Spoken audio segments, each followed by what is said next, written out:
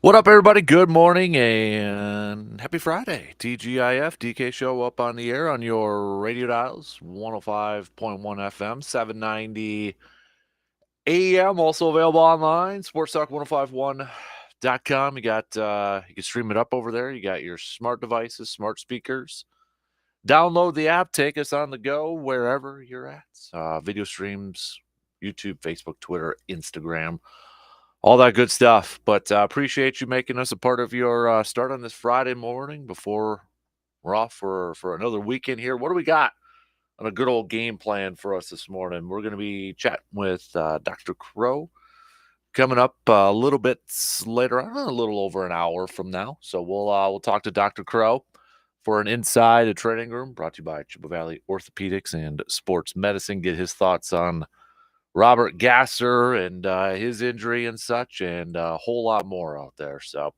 But that's coming up just past 7 o'clock. Speaking of Robert Gasser and the Brewers back in action starting tonight, going up against the Detroit Tigers, hitting Motown over there for a 3-game series against the Tigers before the Crew return home for a series starting on Monday against the Toronto Blue Jays, and then the Brewers will be home for about a week or so before they do a little West Coast trip where they've got the Angels and the Padres on their schedule here. So we'll preview this game, look ahead to this series between the Brewers and the Tigers. Brewers still now 5.5 up over the Chicago Cubs for first place in the division.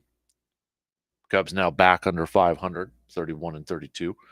Brewers 10 games over 500 currently. So we'll talk some baseball, talk some Brewers coming up here in just a little bit. We're gonna chat a little green and gold, talk a little football here too, because was it last week? I think maybe we were kind of talking a little bit about number one receivers and who could that be for the pack and such, and whether they need one and whatever. But now that seems to be a little bit of a common theme for some Packers writers out there. You have Matt Schneidman, who has a piece up on the Athletic talking about Packers maybe not having a number one wide receiver. Rob Demoski, a good buddy from ESPN, he's also got a piece up. Could Jaden Reed emerge as the Packers' number one wide receiver this season? So we're gonna chat a little Packers as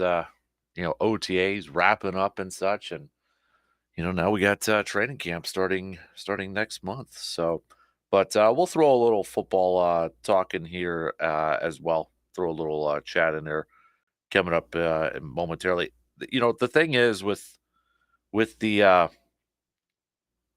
with the whole number one wide receiver thing, but I don't know if we want to call it necessarily a debate or anything like that. I don't think it's a debate, but I think that's what for me last year, going back to the season at hand with Jay or with Jordan Love and that. I think one thing that maybe doesn't get enough attention is the fact that Jordan Love really didn't attach to just one receiver. Like, he obviously has had a kid. Like, I thought last year, a lot of playing time in the preseason and such. Had spent a lot of time with Romeo Dobbs and that, and you can see kind of that connections in preseason and that.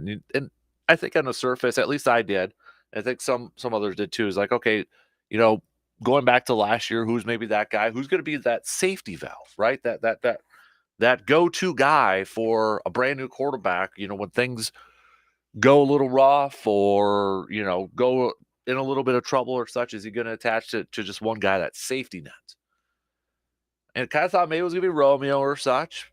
But I think what's really impressive for Jordan Love that maybe isn't or hasn't been talked a lot about is the fact he really did do that. He still spread the ball around for a guy getting his first career start or first year starting. And not only that, but essentially, having the pressure of replacing Aaron Rodgers and your first year to starter. But then you get 1 year to prove yourself. Really, I mean, we were halfway through the season, or not even halfway through the season, and you got your general manager saying, hey, these are big final 10 games for Jordan Love's career. So not only do you get, it's kind of like your rookie year because it's your first year starting, but you also have the pressure of like, okay, you got to prove it this year. You don't get a grace period. So the fact that he didn't, kind of attach or maybe have that safety net in his mind or something like that. Okay, things are breaking down here. I gotta try to find 87. Got to get the ball to him. Got to throw to him. The fact that he was still able to spread it around, I think is pretty impressive. Also, it does make it easier for him though too to just play the call, like play the game as it's called, and not have that pressure of like, okay, I got to get it to this guy because he's going to be pissed if I don't throw it to him all the time.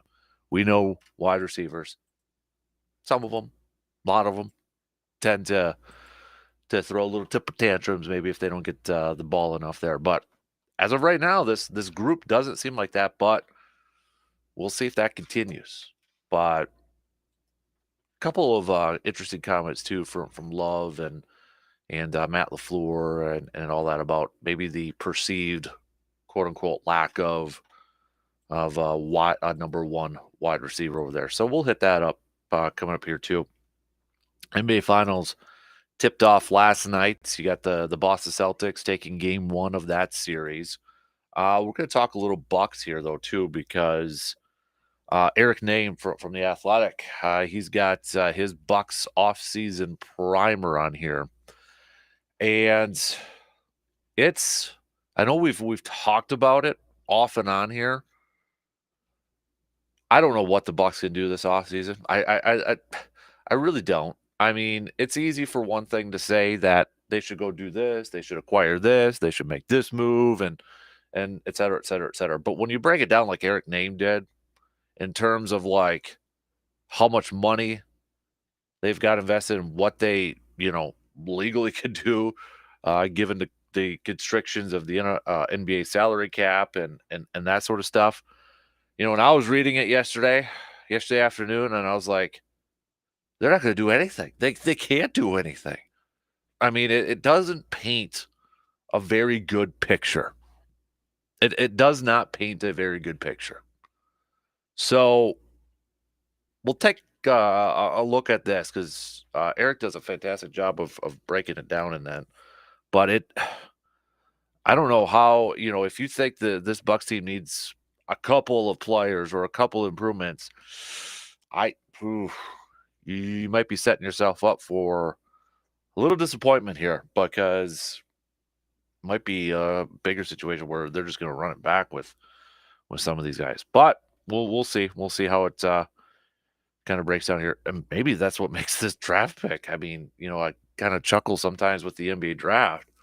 But maybe that's what makes their 23rd overall pick a little bit more important because they may need that guy to kind of contribute right away or maybe focus more on the defensive side here. We'll go through it coming up here in a little bit later on and such. So we got that coming up. Reminder, no Brandon Berg. He was in yesterday. So our local sports roundup was yesterday. However, with the state softball tournament starting yesterday, Fall Creek picking up the W. They advanced to the state championship game where they'll be taking on Cuba City tomorrow. Elsewhere, New Richmond fell to Milton in Division 1, and Thorpe fell to Oakfield late last night in Division 5. So also, Regis McDonald and Rice Lake girls soccer teams are just one win away from advancing to state. Both teams will play tomorrow in their sectional finals. Also, should note the Express picked up a road victory last night, 6-2 over Rochester. They're going to be at Carson Park for the next 4 straight nights, starting tonight against Wilmer. So if you haven't been to an Express game yet, well, you got 4 opportunities tonight, tomorrow night, Sunday, Monday. So check it out. Get on over there. All right, check out some of the games there. So what else do we got on the good old docket here this morning? Oh yeah, we're gonna pretty much hit up all that. Nothing new on in case anybody's wondering what the NBA thing, nothing new on the Hurley to Lakers fiasco over there. So, but shall we get things rolling here? Get this Friday off, start it off, get her going here a little bit. Kind of do a little bit of a a smorgasbord of topics, if you will. Join in on the convo, all right? I want to hear from you. Hit me up with some texts on that Shoe Doctors bullpen line, 715-830-1912. Again, 715-830-1912. Hit me up, whether it's you want to chat a little Grand Gold, chat a little Packers football, chat a little Brewers as they get set for this series against the Tigers. If you go to Brewers.com, you got a lot of TBDs over here. Not to keep going back to that Philly series, but I was reading a little bit too on MLB.com. There was an article up about the Brewers looking to bounce back after this Philly series.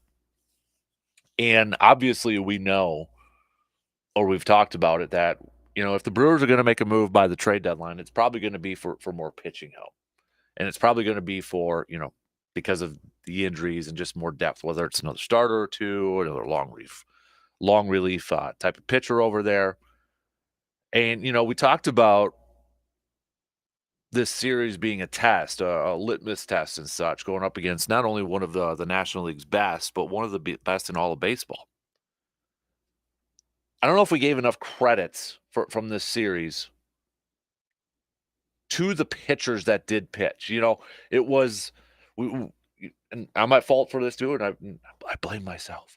But when we were talking about it a little bit yesterday, and kind of recapping that series, we were like, given who was out there, who pitched for the Brewers, it was almost like a negative. It was like, given who pitched and how they had an opener, and then it was Colin Ray after that, and then Wilson, and then Aaron Ashby, being called up. Given at who the Brewers pitched, should they get a little bit more credit for, or should they get a little love even though they got swept? And it almost felt like it was, the more I thought about it, I was like, man, maybe we're a little too hard on the pitchers, and maybe we should have just gave them credit for how well they did pitch.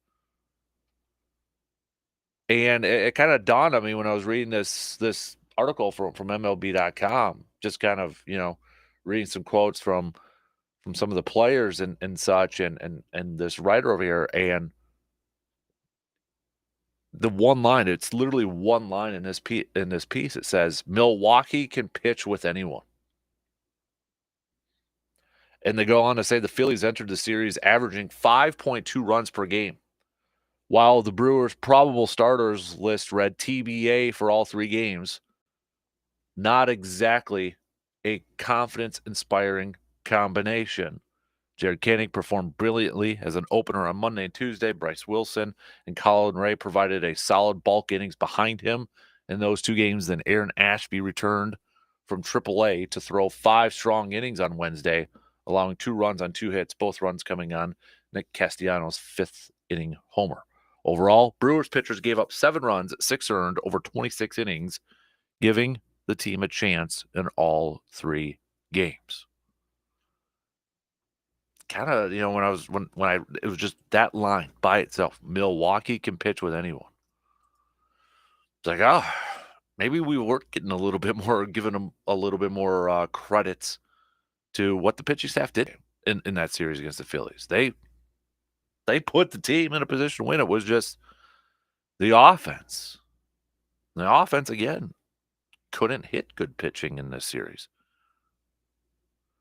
Which is, later on, if you do read this article on MLB.com, one thing that was kind of a statistic that was kind of interesting to me was their OPS against pitchers on winning teams. Said here, the Brewers entered the series finale with a higher OPS this season against pitchers on winning teams than teams below 500, though 28 of their 36 victories had come against the latter. And as it says too, the Brewers do need to find a way to hit good pitching. And as good as the Brewers pitching was in that series, the Phillies pitchers were better. Well, you had Wheeler and Sanchez and Nola all combining for 20 innings of 2-run ball, allowing just 11 hits and 4 walks in the process. Yeah. Phillies, pretty darn good team. Pretty darn good team. So, All right, let's get things going here this morning, though. All right, hit me up with those texts, whether you want to talk a little Packers, whether you want to talk a little Brewers, whether you want to talk a little Bucks, all that good stuff. Hit me up with texts. We'll see where the combo leads us. We'll take our first break here and get the leadoff rolling on this Friday morning before we head into the weekends. All right, quick break. We'll be back in just a skosh.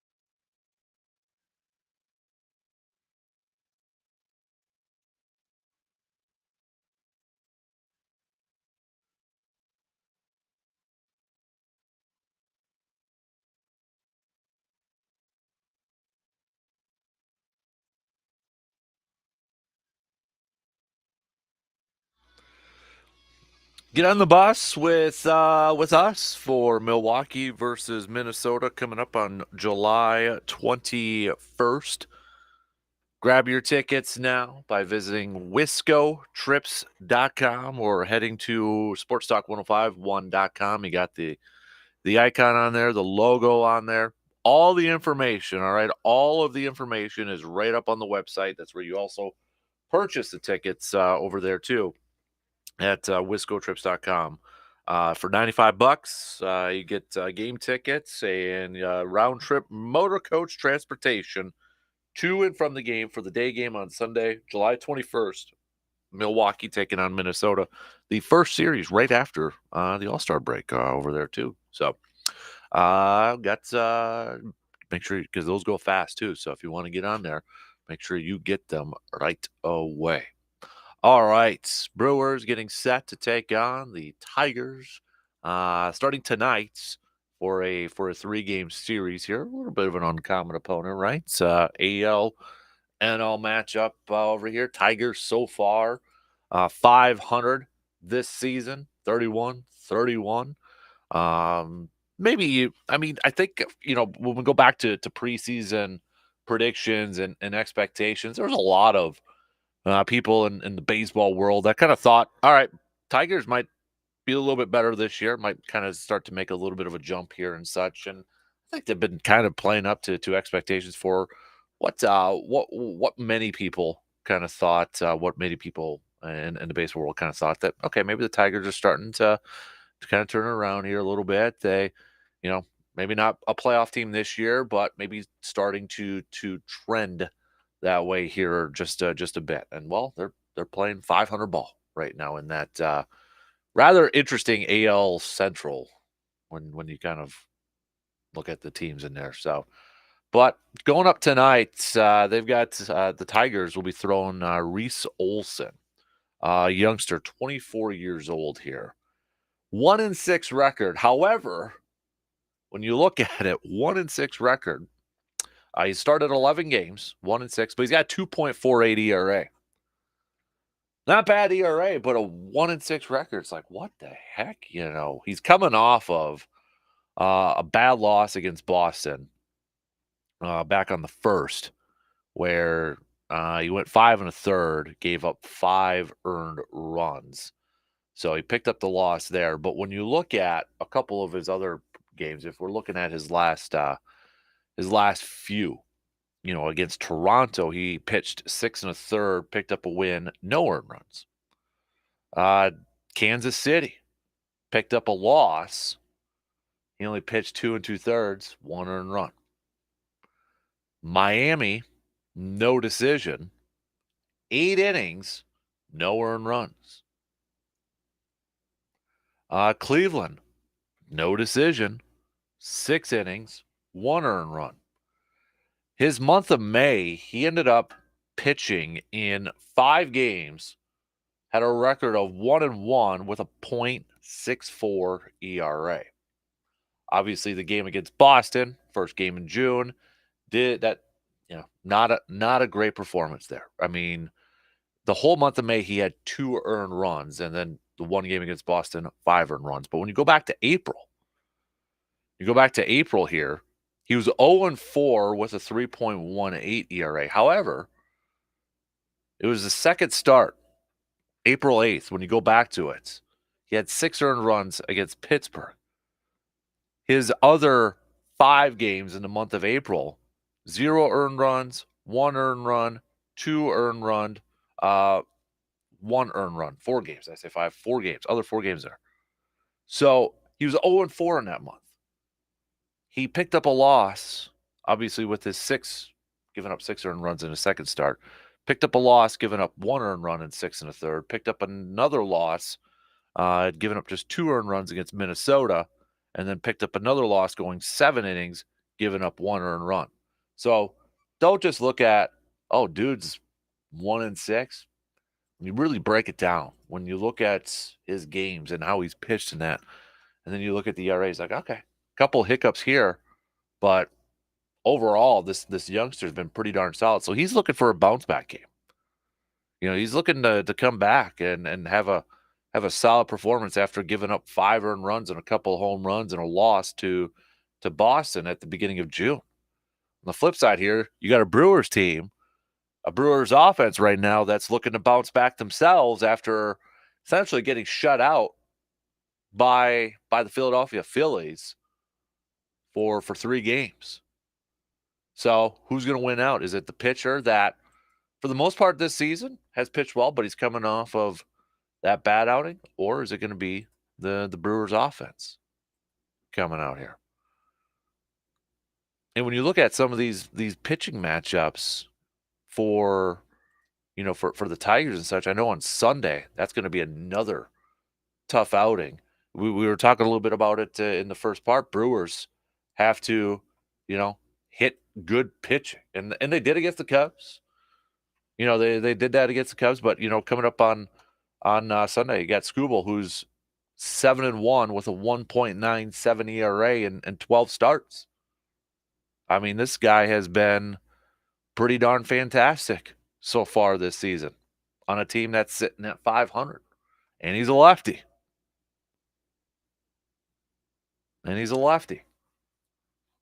So, going to be a tough one there for the Crew, and he's coming off of a game against Detroit where he went 6 innings, 1 earned run. That was on a home run. He finished off the month of May 3-1 with a 2.37 ERA, and he's been pretty darn solid since the beginning.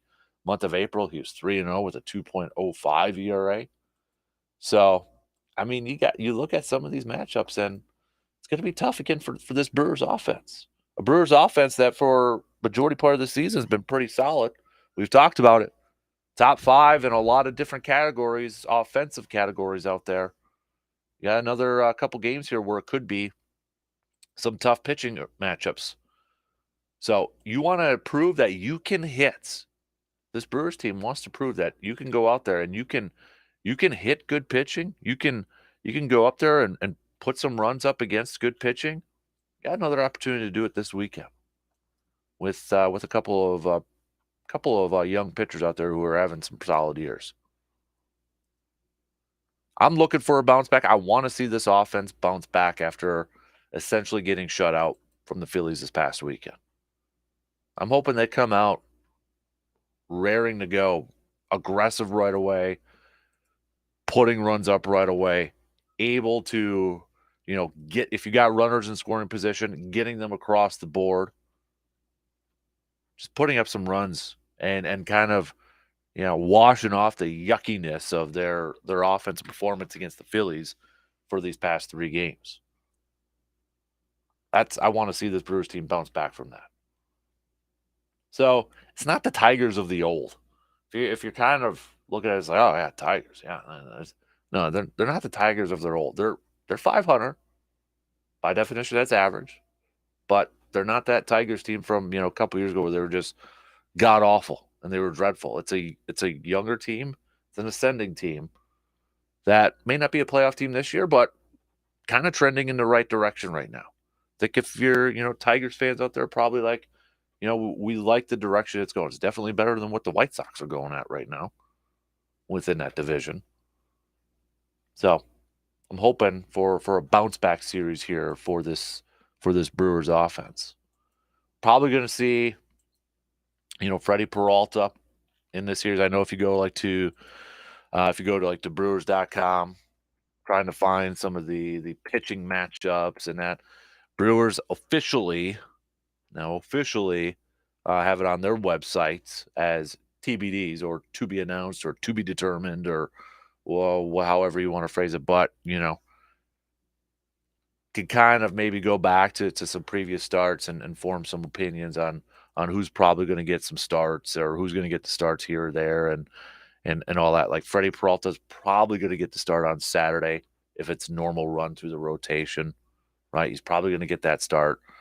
When you look at Sunday, it's probably going to be Wilson. But again, that might not be another opening situation. We'll see how the Tigers lineup, kind of fares out too. So it's kind of a little unpredictable at times when it comes to this starting staff here for the Brewers and how Pat Murphy's going to going to go out there and play it. So, but take this series, get some of your mojo back, take 2 out of 3, get some of that confidence back, get back home, going up against Toronto, and then you got Cincinnati at home here before you go on to your West Coast trip here. Finish this month of I mean, Brewers have a chance when you look at this month of June, okay? We talk about benchmarks. I know some use 4th of July as a benchmark too. You know, Memorial Day, you got 4th of July, the All-Star break, and all that. But when you look at this month of June here, okay, you're done with you took advantage. I mean, you swept the White Sox. Perfect. You swept that. You took advantage of who was on your schedule at that point in time. You did your job. You did it. Then you get swept by Philly. But when you look at the rest of this month, Detroit sitting at 500. Got to win that series. Then you've got Toronto. As of right now, they're 2 games under 500. But that's a competitive AL East. I mean, you've got the Yankees that are just kind of running with it right now, 45-19. Baltimore's 4.5 back. You know, Toronto's in last place in their division. They're just a couple games under 500. But essentially, you're at home with that. Toronto's got an under 500 record on the road. They're playing better as of late. They're 7-3 in their last 10. But you should win that series. Cincinnati, another team that's under 500. Couple games under 500, but another team that's under 500. And then you got the Angels, who's dead last in their division for 3 games. They're 24-38. Padres 32-34, another team that's under 500. Texas, then you're back at home against the Rangers here. Texas is under 500, even though they're defending World Series champs. And then you got the Cubs. So when you look at the rest of this schedule for June here, to finish off the month of June, the Brewers, record-wise, as it stands right now, are playing against teams that are under 500. Some of them are just a couple games under 500 or right at 500 like the Tigers. But if this is a team that's going to make a run in the postseason, wants to make a run in the postseason, wants to prove that they're one of the better teams in baseball, you got an opportunity with what's on your schedule in the month of June. And then you open up. I know I'm getting way ahead of myself right now. But when you open up July, you got 4 games against Colorado. 22-40 Colorado before you take on the Dodgers. This is a chance to rack up some wins for the rest of this month of June. Maybe increase your lead in the division here a little bit. And as you get closer to that trade deadline, it's like, all right, okay, maybe we've got this team here that, you know, we add a couple pieces, we add a couple starters, we add a couple pitchers here. I know I'm probably thinking a little too optimistic here, but this is a chance when you look at this schedule to rack up a bunch of wins, to rack up a bunch of series wins. You know, going back to the quote that Yelly said after that series against Philly, we can play with anybody, but we got to, you know, we got to learn to beat them. We got to beat them, not just play with them. You got to beat them. All right, well, take advantage of your upcoming schedule here, especially in the month of June here, and kind of show that you can beat anybody. I mean, I'm looking way ahead to this schedule here too, and I know a lot of things can change at this point in time. But you know, you got the Dodgers 4th of July, just after 4th of July, and then it's Pittsburgh, and then it's Washington before the All-Star break, and then it's Minnesota, and then it's the Cubs, and then it's Miami. I mean, there's not really a lot of gauntlets in that schedule up until maybe you get to August. I mean, you finish off the month of July against Atlanta, but is Atlanta... And again, a lot could change up until that point. I'm getting way too ahead of ourselves here, but even when you get into August, you got Atlanta. Then you got the Dodgers for 4 games, and you got Cleveland, who's really good. I mean, that's going to be a tough part of schedule. Point is, with this schedule coming up now, how it looks for the month of June, you have an opportunity in June too. Rack together some wins, rack together some series wins, take advantage of the schedule, and increase that lead in your division. Let's take a quick break. We'll finish up the first hour here. We're going to talk a little green and gold coming up in the next hour or so too. Also, some Bucks chat. Join in on the convo. Hit me up with some texts.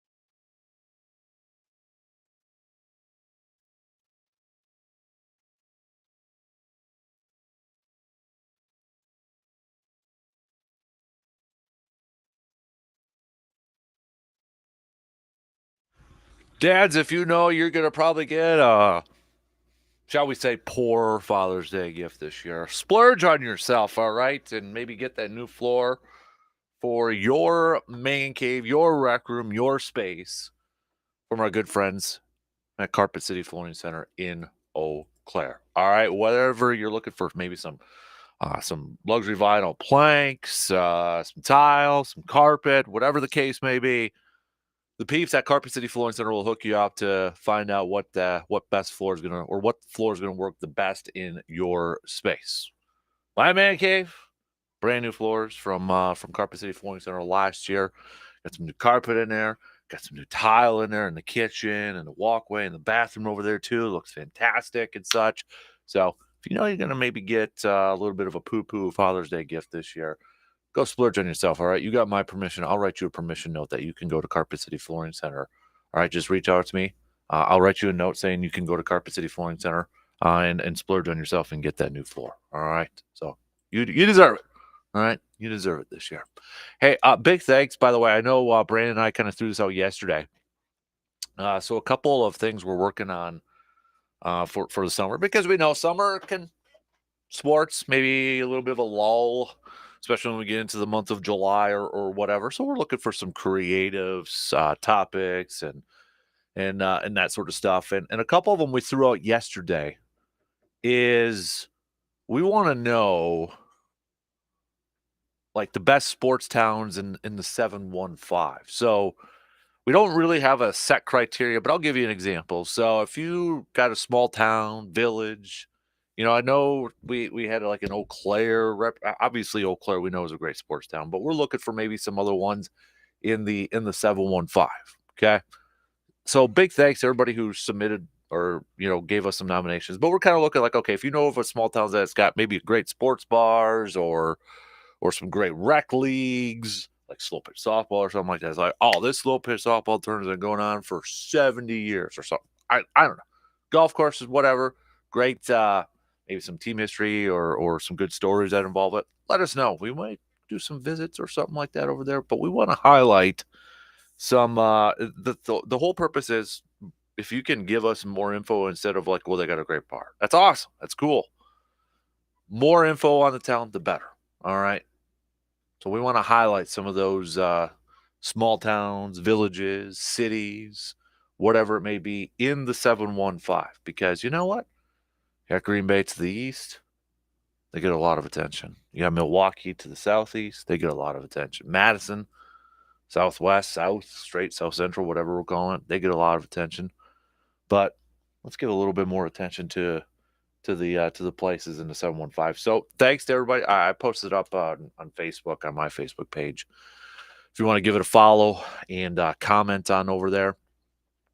So big thanks to a lot of you. That also the other one that we threw out there was who are some of the most underrated athletes in Wisconsin sports history. Trying to I'm looking for the less obvious ones. Looking for the less obvious ones out there. If a guy's gotten, some all pros or a lot of all-star appearances, guy or girl, whatever, not necessarily those. Looking for maybe the player that's okay, got an all-star appearance on there or such, and that, but still maybe deserves a little bit more attention. So, like for Packers fans, take Sterling Sharp out of the equation for now. I know that's probably going to be a popular one for a lot of Packers fans out there, but kind of take him out of the equation right now and give me some other ones out there. So Surveyor Sam, I mean, this was the kind of like players I was thinking of. Devin Harris, Michael Flowers, Jordan Taylor, James Jones, Al Harris, Ryan Grant, Monte Ball, James White, Chris Borland, Michael Finley. I thought was a really good pick over there too. So send those on over. All right, send those on over. We're gonna kind of create I think Brandon and I are gonna create a little bit of a bracket challenge. We're gonna have some regions, like you can make a Packers region, you can make a Brewers region, and then maybe a Badger one, and then you kind of have an open one with the Bucks, and then Olympians or anything like that. So you got any, again, hit it up on the Facebook page because we got a thread going on over there. And then you can check out what other people have posted and such. Gonna get an idea what we're looking at. So again, big thanks to everybody who did that, but continue to do that, and then we'll get to those coming up a little bit later on. So next hour we'll kick off with a little inside the training room with Dr. Crow, Chippewa Valley Orthopedics and Sports Medicine. Get his thoughts on Robert Gasser and his injury and such. So we'll take a look at that. And then I want to talk a little Packers football. So I know last week we kind of threw out there for just like a hot minute. We talked about Packers wide receiver. Do they have a number one? Do they need a number one? And it was kind of a mixed bag over there. But it's always kind of funny too when I see other media members who cover the same team but different outlets, and they kind of have similar articles that come out at the same time. And that was the case yesterday.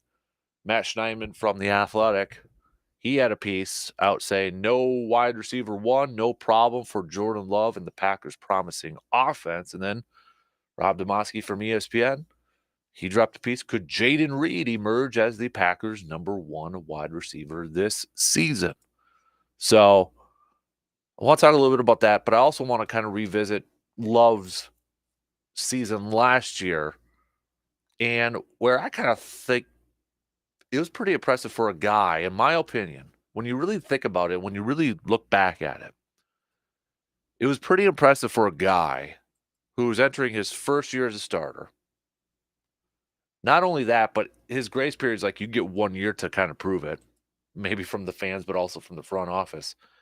And I think in a lot of situations like that, players may play it safe at times and try to attach to their favorite guy or to their go-to receiver. And Love didn't do that. He really didn't do that. So want to hit that up and talk about that coming up in the next hour. I also want to chat a little Bucks here too, because Eric Name from The Athletic, fantastic job with their Bucks offseason primer with the draft coming up in a few weeks in that. And if you're a Bucks fan hoping for a big offseason and an offseason where there's going to be some moves made to help improve their team, I just don't see it. I don't see it. I don't know how they're going to be able to do it. It just maybe John Horst can figure something out, but it feels like maybe the move of the offseason was already made halfway through the previous season, and that was bringing Doc Rivers in. I don't know, but reading that and reading the breakdown, it doesn't paint, at least to me, a really good picture of the type of improvements that they can make in this offseason, just because they're strapped. They're strapped for cash. They're strapped for what they can do and such. So gonna hit that up coming up a little bit later on here too. We'll get back to more baseball talk and Brewers talk, as well as they get set for their series against the Detroit Tigers, coming off of their sweep from the Philadelphia Phillies this previous series. Offense looking to bounce back. Got a couple of tough pitching matchups coming up here for the Crew, but they're looking to bounce back to show that they can consistently, beat good pitching. Not all the time, but, go out there and prove that their offense is a little bit better than what they displayed against some tough pitching matchups against the Phillies this previous series. So we'll get back to some more Brewers talk with that and preview this upcoming series here in a month now that the rest of this month of June. I think the Brewers, they're not going up against teams with winning records. I mean, you got the Tigers who are at 500, Toronto and the Padres and Texas. They're teams with they're a couple games below 500 and such, but there's an opportunity there. So let's finish off first hour with Morgan. Good morning. Are you getting any nominations for your 715 Sports Small Town standouts? Yeah. Who's coming in so far? We got some towns I've never even heard of. Really? Because, Boyceville, we have Andy Pafko. Yes. Andy Pafko Park, and a pretty energetic sports scene right now. In fact, Caden Wold just got state long jump. Yes. So there's quite, a little town with some big sports pride. Mm-hmm. Who's coming in from the nation here? I mean, we've got Comstock, Wisconsin. Oh, yeah. That's a good one over there because wrestling with the Olympic Wrestling Brothers. There you go. Over Isn't there that Big Jim Gania in Fall Creek? Yeah. Yep. So we got that. River Falls has been on there. Obviously, Tony with Jimmy Leonard Oh, and yeah. such up there Right, too. right. So, but yeah, we got a couple of good ones over there too. I'm looking for like the really small ones. Okay. Like Like small ones, micro towns. Yeah, Like you maybe just drive through them and there's unincorporated signs. yeah, like somebody mentioned Eau Claire. Well, we know Eau Claire's a good one. Yeah. Yeah, we're looking for outside Okay. around the 715. Got it. So, Well, all right. Well, we're gonna take you away from the small towns for a second and into the bakery. Do you know what today is by chance? June 7th. Donut Day, Is it as Donut Day, Homer really? would say, donuts. I can't remember the last time I watched The Simpsons. You are gonna get yourself in front of a bakery right now and look at the lineup, look at the spread. Who are you elbowing out of the way and what are you grabbing from the lineup? What's your favorite donut? You're going in, no problem. Doesn't matter if there are kids around or not. You're pushing them aside and grabbing. See, I don't know if I think I've had this conversation before. We called it, when I was a kid growing up, they were honeymooners. Okay. Explain it to me. So it was a donut, chocolate frosting, or it came in white, but mine was chocolate. Donut, and then whipped cream in the middle and a cherry on top. Okay, the cherry on top adds some adventurous spirit to it. I'm gonna go ahead and call that a full donut. Full donut? Because it's, full, it's got stuff in it, it's got icing. Okay. From this list, according to you, if you're picking that, or you're, as you call it, a honeymooner, you are adventurous, trustworthy, and determined. Oh, yeah. You think so? Yeah. Okay. Yeah. Well, let's see how trustworthy you are. How well do you know your wife? What would she grab? She would grab, so like at what are those old fashioned ones? Like Quick Trip has them and such. Oh, like the glazers, and you dunk them and they have icing on them? I don't know like if they're cake donuts? Kinda, yeah, something like that. So we could call it like a classic original donut, that kind of thing. Is it iced or not? Yes. Okay. Then, I see what you're like, that kind of like hard icing. Yeah. Yep. Yeah. Yep. Okay. Yep. All right. Kind of like a frosted deal. She is, as an iced donut lover, kind-hearted, diplomatic, and genuine. Yeah. You better agree with that. Yeah. All right. Take it into the family now. What's Hutsy going to pick? Hutsy is going to pick something with a lot of frosting. Sprinkles? Yes. Okay. Absolutely sprinkles. Adventurous, generous, and a child at heart. So there you go. That makes sense. I wouldn't say the adventurous part. Not adventurous? No. Well, maybe once he ventures to a different part of the bakery case. Yeah. We'll do it that See, way. it does say, I took a picture. It says cream honeymoon, those donuts. Yeah, those. Yeah. That's what I know what they look like, but yeah. of the options, do they have stuff on the inside? No. Okay, so then yeah, you're right. Adventurous, trustworthy, determined. That would be. We're gonna call that a full donut. Yeah. All right. Well, coming into the weekend eve, then we're gonna grab one random weekend question for you. Pick a number between 1 and 15. All right, we got 10 seconds, so That's we'll go right. 7. Telltale sign that you're upset. I frown. You frown anyway. How would you possibly know? Because I'm upset all the time. Chances are. Yeah. Chances are.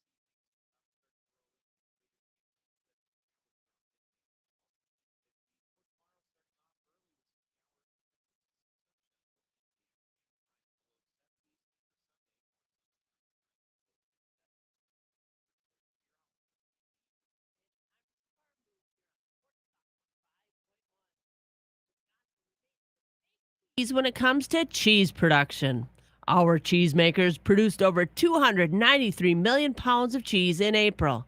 That's 4.3% more than last year and more than any other state. Wisconsin led the nation in cheddar and Italian cheese production in April and was second in production of mozzarella with an increase of over 7.5% of the total compared to last year. Nationally, just less than 1.2 billion pounds of cheese was produced in April by our cheesemakers. The 95th Wisconsin State FFA Convention is set to start next week in Madison. FFA members have the opportunity to participate in various community service activities on Monday. Tuesday's highlights include competition in speaking contest, agri-science fair entrance, proficiency awards, those are those FFA member projects, keynote speakers, and also entertainment in the evening. Wednesday's focus is on the 348 FFA members that earned their state degree, the highest degree awarded at the state level, and the announcement of the 2024-2025 State FFA Officer Team. Thursday's sessions include recognition of the people who have supported those state FFA officers, the Wisconsin State FFA President Mary Schreiber's retiring address, and the selection of the 2024-2025 Wisconsin State FFA President. Wisconsin FFA has over 25,000 student members across the state, and nationally, there are over 1 million student members involved in the organization. And that's some farm news on Sports Talk 105.1. I'm Jill Welke. The Mobile Man Cave is hitting the road. The Dan Kasper Show and the Man Cave podcast are hitting the road to do some shows, podcasts, or going to a tailgate party. Wherever we end up, you will want to make sure to stop by and say hi and check out the Sports Talk 105.1 and 790 AM Mobile Man Cave. The Mobile Man Cave wouldn't be possible if it weren't for our awesome partners that are with us for every road trip. A big thanks to Toyson Ford, Woods and Water Realty, The Elbow Room, and Carpet City Flooring Center for being with us at every stop. We'll see you on the next road trip. Get dad-approved deals through the 16th with the AutoZone Father's Day sale. Batteries start at $89.99 with free testing and free charging. Get in the zone. AutoZone. Ladies and gentlemen, sports aficionados and armchair quarterbacks, welcome to the Dan Kasper Show, where sports passion meets expert analysis. Dan's encyclopedic knowledge and infectious passion for all things sports is both impressive and sad. I have many leather-bound books. So get ready to laugh, cheer, and maybe even facepalm a few times. At no point in your rambling, incoherent response were you even close to anything that could be considered a rational thought. It's the Dan Kasper Show.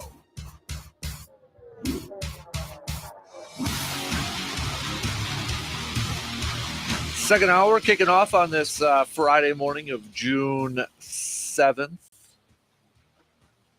Heading into the weekend here. We're going to talk some football coming up next, or I should say, towards the bottom of the hour here. We'll get back to some more Brewers and some baseball talk here. Brewers set to begin a series against the Detroit Tigers.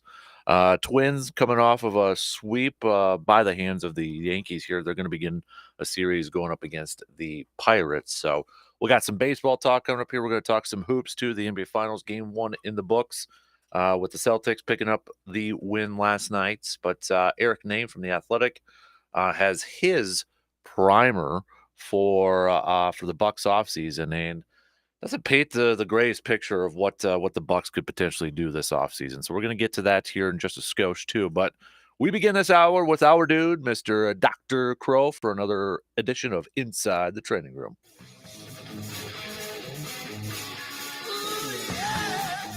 Paging Dr. Crow. Breaking down the latest in sports injuries. It's time for Inside the Training Room with Dr. Crow. On the Dan Kasper Show. He's Dr. Crow inside the training room, Chippewa Valley Orthopedics and Sports Medicine, joining us here this morning. How you doing? How you doing this morning, Austin? Beautiful day out there. It is a beautiful day, man. So, hey, I want to lead things off again, talking pitchers and baseball here. So, I mean, that's kind of a common thing right now at this point in time. Oh, you'll have that. Yeah. So one of the youngsters for this Brewers team, Robert Gasser, was placed on the injured list. Initially, he said there was some tightness in his elbow and like some swelling and such. And now they're saying it's a left flexor strain. Can you explain to us what a flexor strain it actually is?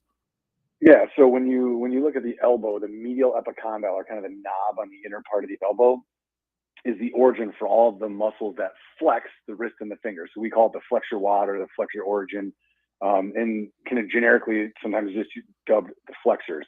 So it's a challenging spot, and I mean, I'm not saying it's not the flexors, but whenever we have that medial-sided elbow pain in throwers, you're kind of looking at that. Is this some tendonitis of the flexor origin? Is it a strain? And then, of course, sitting right next to that is our good buddy, the UCL or the Tommy John ligament. So those all come into play.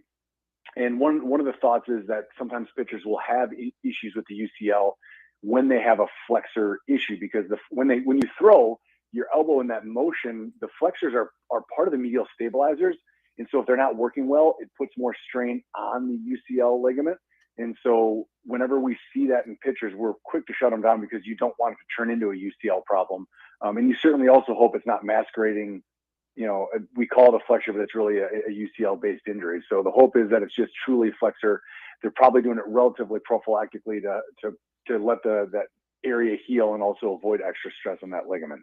So that potentially could, if he wasn't shut down, if he wasn't getting any rest, it could develop into a UCL issue. I wouldn't say it would for sure, but it certainly puts you at higher risk, because when you're throwing, if you're not using that flexors the way you're supposed to, the stress has to go somewhere, and the dynamic stabilizers of that medial elbow, that's the flexors. And if they're not working, more stress has to go to the static stabilizer, which is the UCL. So yeah, it definitely puts more stress on it. Hey, since we're talking about pitching, we actually had a texter text this in really quick. Luke saying, I've always wanted to know this. Dr. Crow, what is the difference between a softball pitcher's throw and a baseball pitcher's throw when it comes to harming their arm? That is a good question. We tend to see a lot more elbow issues in overhead throwers. So that's not exclusive to pitching, but certainly that's one of the most common things. So we'll see it in like volleyball players, javelin throwers, quarterbacks in football. If you watch them in slow motion, as the shoulder comes through, you actually push the elbow forward, and then it kind of flings the ball forward. So it puts a lot of, we call it valgus stress, which puts stress on the medial elbow, which is what we were just talking about with Gasser's elbow. Now, underhand throwing, so with softball pitching, they don't put nearly as much stress in the elbow. They still do put some. So as the arm comes through, there is medial stress in the elbow, but it's not at the same level. That's why you usually don't see UCL issues in throwers in the softball setting. That being said, it does transfer a little bit more stress to the shoulder. So we do see a lot of shoulder issues in softball pitchers. So to answer that question, kind of succinctly, more elbow problems in overhead throwers, shoulder problems in underhand throwers. But you can see shoulder problems in both. So it's not exclusive, but it definitely is a little bit more stress transfer to the shoulder versus the elbow. When it comes to a baseball pitcher, what would be maybe a bigger challenge to come back from? Would it be an elbow injury or a shoulder injury? It depends. It can be both. They both can be very challenging. I would say if I had to pick one, it'd probably be the shoulder, just because it's a little bit more complex of a joint. There's more ranges of motion and planes of motion, but they both can be bad deals. So it really kind of depends on what you're talking about. So, I mean, a lot of times, and this kind of dovetails in our discussion a second ago, I mean, if we can ever try prevent things, it's way better than treatment. So that's why you see pitchers get put on the injury list so quickly nowadays, is because they're like, look, if we can shut this down and nip it now before it becomes a big problem, you're all the better. Obviously, if you never have the problem, you never know if you avoid it or not, but it's certainly something that you want to avoid, those big problems. So whether that's a UCL injury in the elbow or slap tear in the shoulder, or like a real bad case of rotator cuff tendonitis, partial tearing, that kind of stuff. Those are really problems that can nag a pitcher a whole season, and eventually they wind up heading towards surgery, which is of course what you really don't want to do, because operating on a pitcher's shoulder, that's always a dicey return. Mm-hmm. He's Dr. Crow, Chippewa Valley Orthopedics and Sports Medicine, joining us here this morning. So last night, NBA Finals, Porzingis returning from that calf injury. And I know you and I have kind of talked about this in the past, where different injuries, affect, for different sports, the ability to return, right? Or the ability to do something. And I saw this article in this headline, and I just wanted to get your reaction from it. But it was from sportsskita.com. Doctors preview Kristaps Porzingis return from a calf injury. Quote, "If he were a baseball player, he'd be back already." Exclusive. And I just kind of had to chuckle at that, because, I mean, they make it sound so dramatic, like he probably should be back. But really, I mean, you're talking about two completely different sports with a calf injury there. Yeah. I mean, there's some truth in that, but it's also like, why a weird hypothetical? I mean, if he was a chess player, he'd have been back right away. I mean, it's like, well, I don't, right? Yeah. So I think, yes, you're right. I mean, the level of explosiveness in different sports, it's highly variable. And even within a sport, you have different positions that do very different things. So I think if you look at it with basketball, those guys are trying to move explosively, jump, quick, rapid change in direction. That puts a lot more stress on ligaments and tendons in the body. So yeah, you want to make sure you're back. And the last thing we want this to turn into is a ruptured Achilles tendon. And I'm not saying that would, because if it is more muscle based, then it's probably not a huge risk factor. But there may be a component of Achilles tendonitis with it as well, and that does predispose you for Achilles problems. So yeah, I mean, they're going to play it slow, and especially when when you have a team that was working towards the finals. I mean, obviously they got pushed by the Knicks, but I think a lot of people were expecting the Celtics to make it to the finals coming from the East. So I think they're probably looking at the long-term gain and saying, look, if we can give them a couple more games of rest, then we'd likely have this big block of time to get this healthy and return for the finals. And it clearly paid off. Mm-hmm. Absolutely.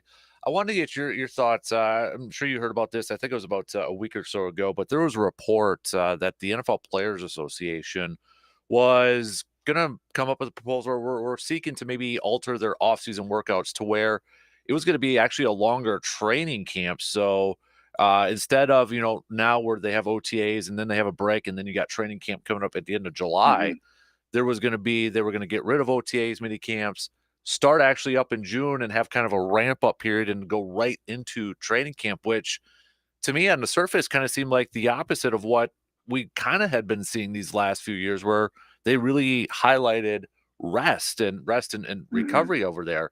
Does that kind of surprise you that the players kind of seem like they want to start things up in June and then you go into training camp in July and not really have a break in between there? Yeah, I mean, I think, when you look at football, there's several different types, well, like all sports, but in football specifically, there's several different types of injuries. You have your acute injuries, and you have your more kind of chronic overuse. I think if you're looking at the product on the field, I mean, obviously a longer season, we all know early in the year, there's more mental mistakes and teams are kind of getting the rookies going. And so there's a kind of a growth period. So I guess in that sense, yes, it'd be better. But I personally would think that most football players would like a gap to let the body heal up. I mean, we all know football is a very physical sport. And so in addition to actual true significant injuries, you have the old bumps and bruises and things that time helps heal. So it was a little surprising to see that. And I do think that there's been a little bit of a mixed response from players. I know some of the players have spoken out against it, saying, I don't like that idea. So it'll be interesting to see how that plays out. Again, I mean, I can see both sides, I guess, but I think from a health standpoint, I personally think a rest period makes more sense to me.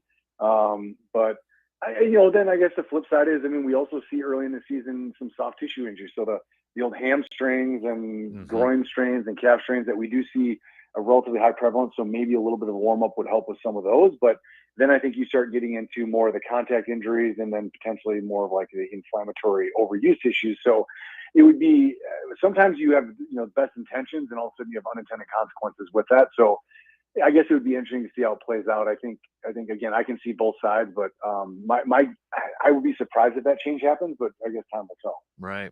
I know this isn't necessarily in the orthopedic world, but staying with football. I mean, yesterday that scary report about the Chiefs player who suffered a seizure at I think it was in a team meeting, and then he went into cardiac arrest.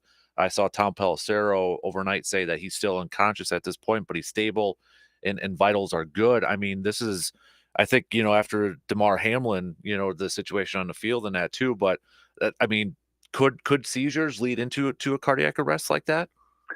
I mean, that is definitely outside my wheelhouse. I'll Yeah. say that, but the answer is clearly yes, it happens.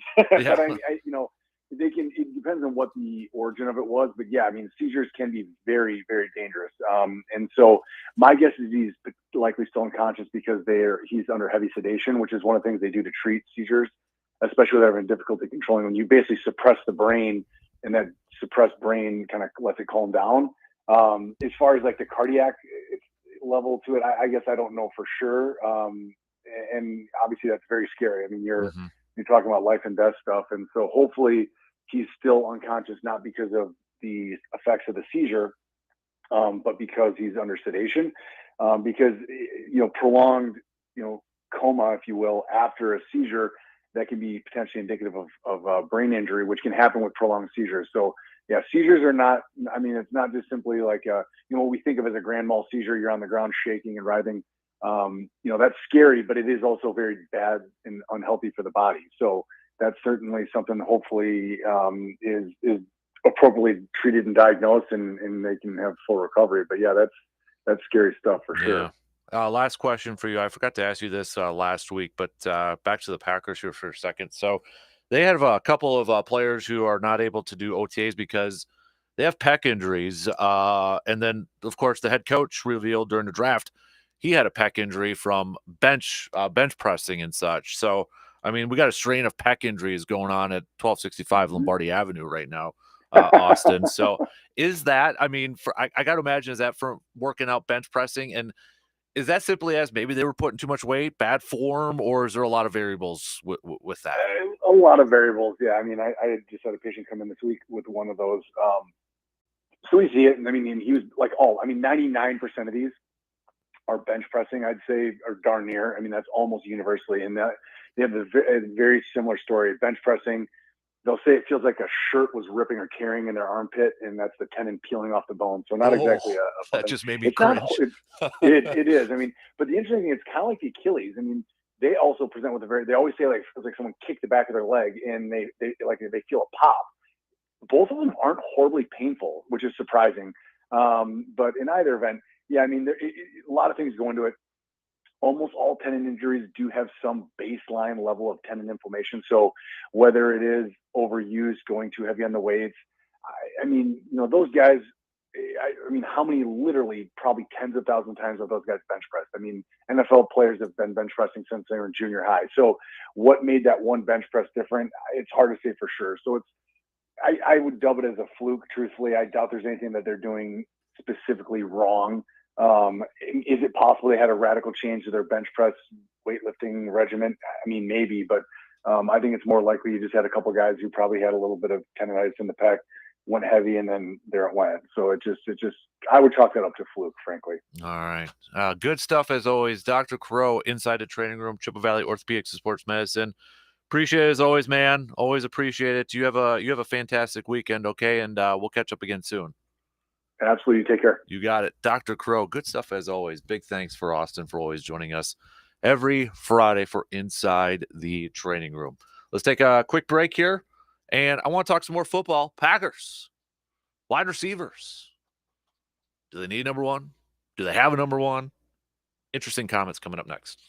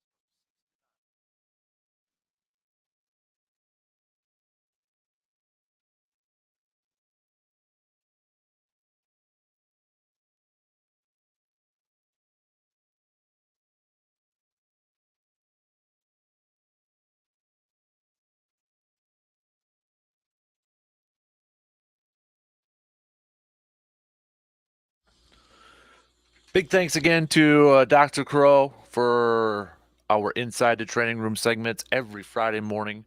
Brought to you by Chippewa Valley Orthopedics and Sports Medicine. Reminder, if you ever miss any of those segments or our other segments, like our Outdoor Tidbits with DNR Warren, Jake Boakes, or Local Sports Roundups, Business of Sports, they're all available on the Man Cave podcast presented by Hy-Vee and Toyson Ford. So if you got a few seconds, if you wouldn't mind, be a friend.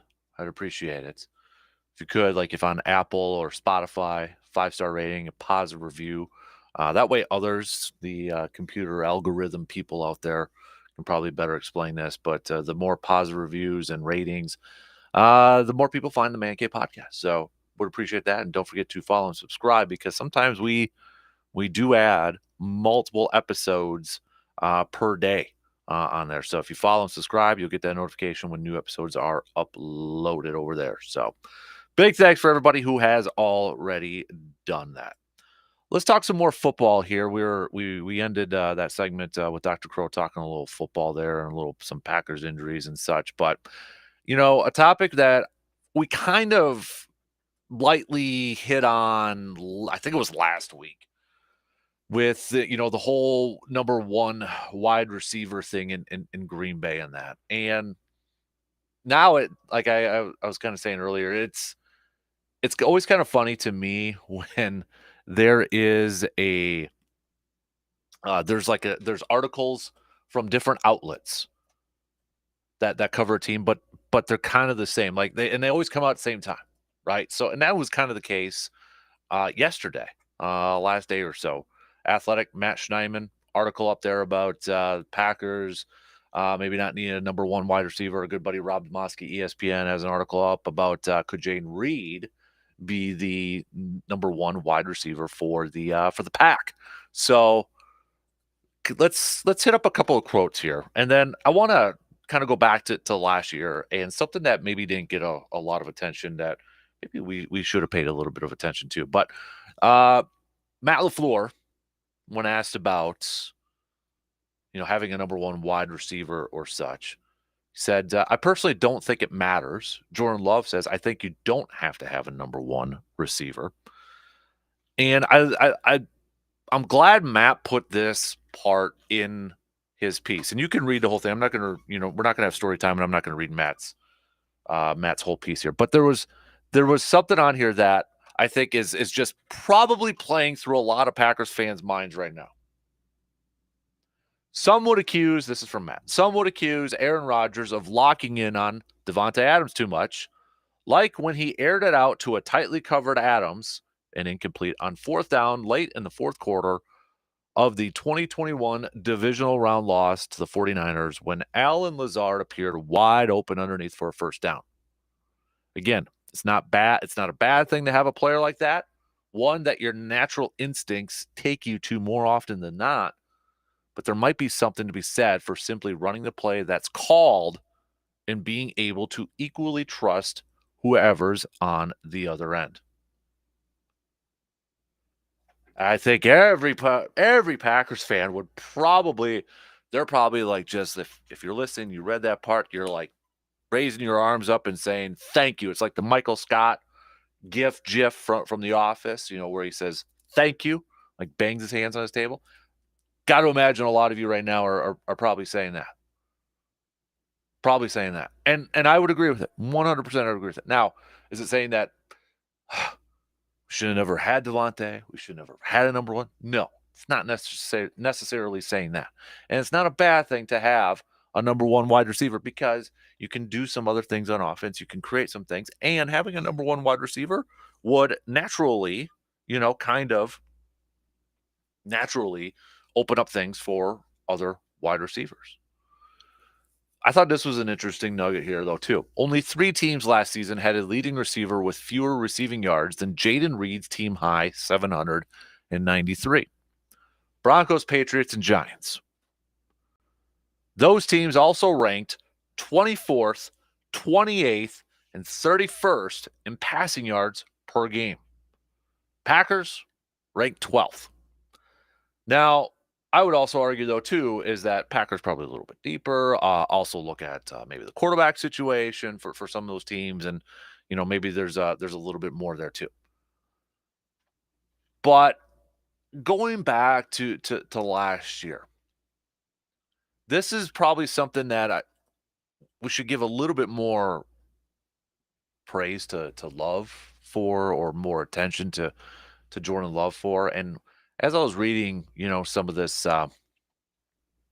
both these articles, and just kind of going back to conversations and that last year when we were previewing Jordan Love, talking about the upcoming season and all that sort of stuff, we were kind of like, okay, who's going to be like the safety net for Jordan Love?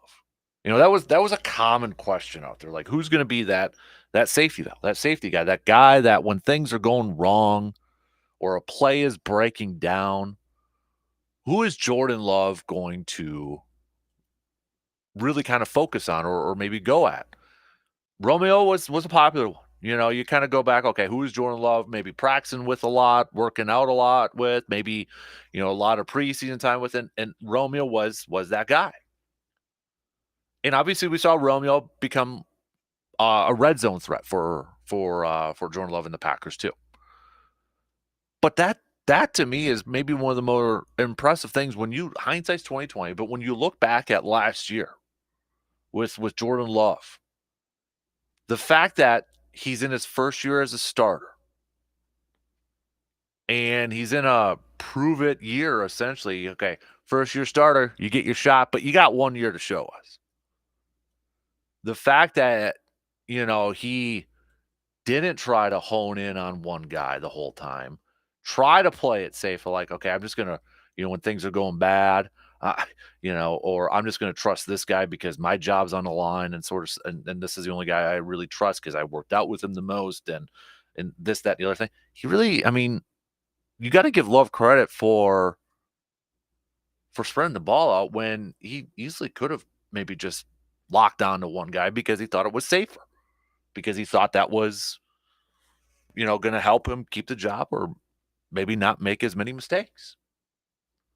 And I think earlier in season 2, we're probably all thinking, well, he maybe kind of did that with Watson a couple times, throwing it to Christian Watson in the end zone and at the end of games, and then there was interceptions and that sort of stuff. And there was at times. Not saying he was perfect by any stretch of the means. And if it were me, looking into this thing, do the Packers need a number one wideout? Me as some random person sitting here, I would say no. I look, at different teams, there's examples of, I've thrown out Kansas City. They got a number one target in Travis Kelce. We know that.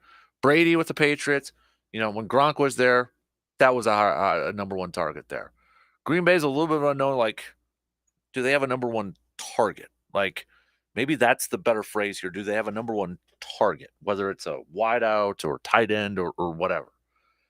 Ideally, no, I wouldn't. I appreciate the fact that they are willing to spread the ball out and have other guys step up and be that way. But I also think it takes the personality of this team. It takes the mindset of this group to be okay with that. We know wide receivers can be a little prima donna-ish, can be a little dramatic, and they want the ball and they want the ball every single time out there. We know that. But so I think and that's a credit to this group so far. I know things can change, but it's a credit to this group that they don't have that mindset. And I think part of it is too because they're young and they're still in the league here, still kind of getting their feet wet. Watson and Dobbs entering their third years and such. Rookies aren't really going to demand that right away, especially when they're not first-round picks, probably.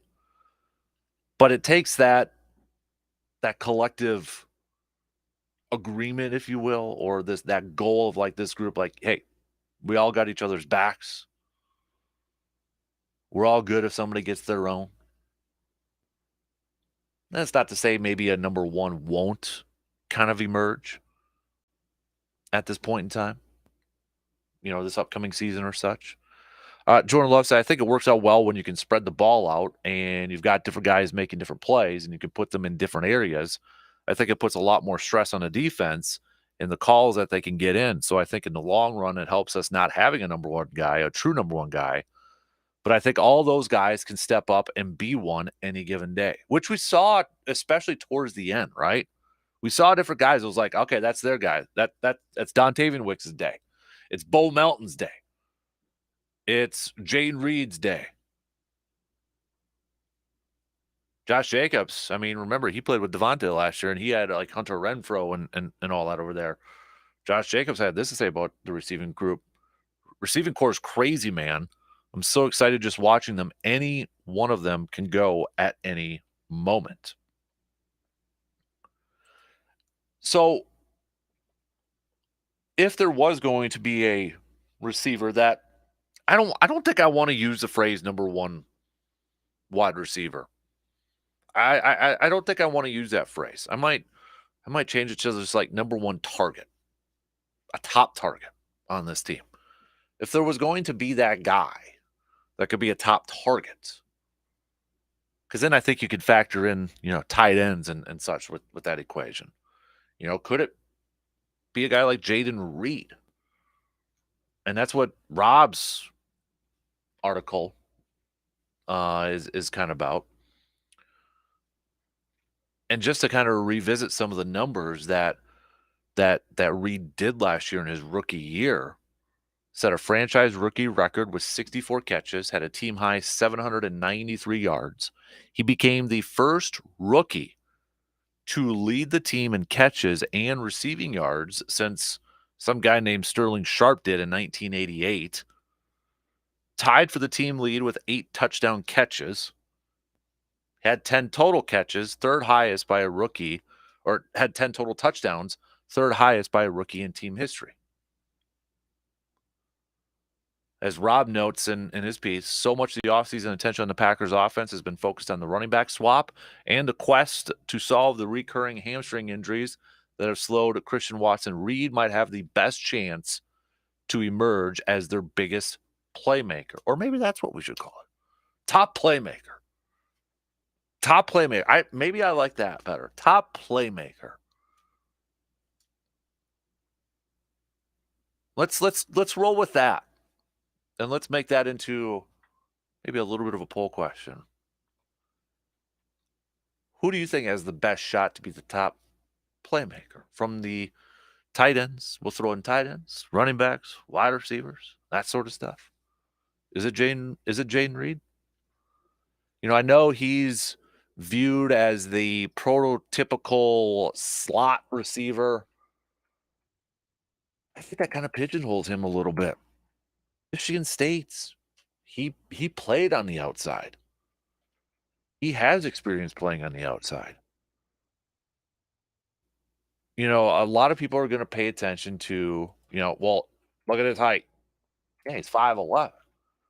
But, Greg Jennings, I believe, was 5'11" too, and he wasn't just plugged into Greg Jennings was 5'11". He wasn't plugged into a slot role. And I don't think Green Bay is necessarily just going to plug him into a slot role. We saw that a little bit last year. We saw him involved in jet sweeps, end arounds, running games. I mean, that's where he got a couple of touchdowns over there. And that's what had me so excited about a guy like Jaden Reed last year, because going into last year, he was that guy that was kind of like, I use the term a Swiss Army knife, where you could utilize him in different roles. Use them in different type of situations.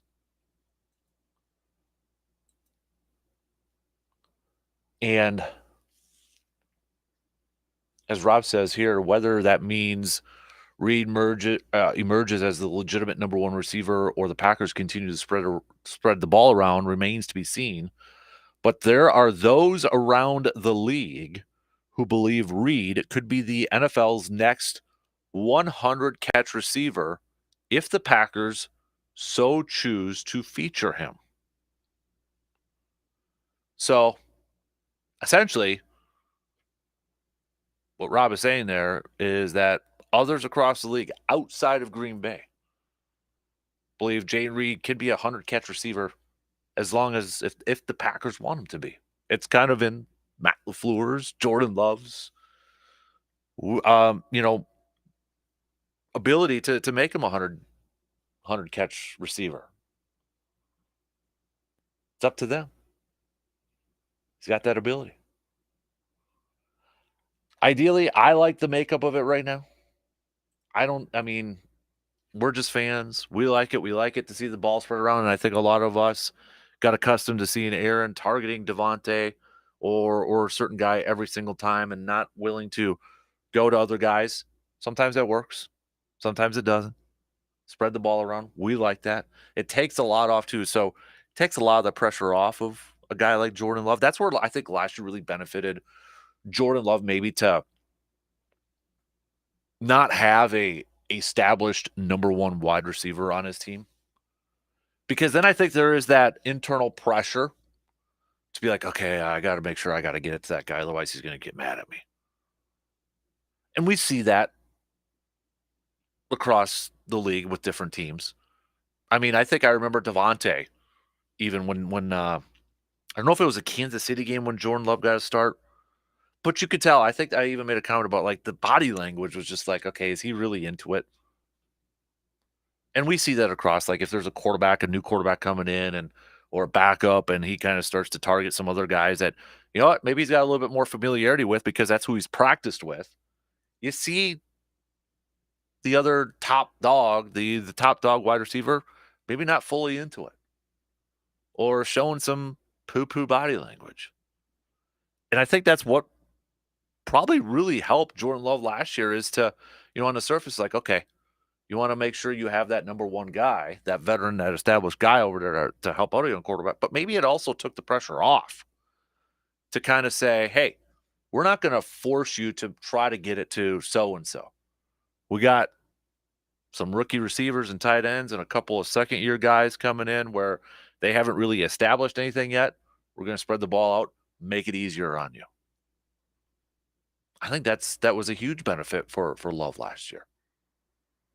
So not only was it impressive that he didn't kind of hone in on a guy that maybe he was more comfortable with. He spends a lot of time in the offseason working out with Jordan Love, working out with Romeo Doubs and throwing passes to him and that.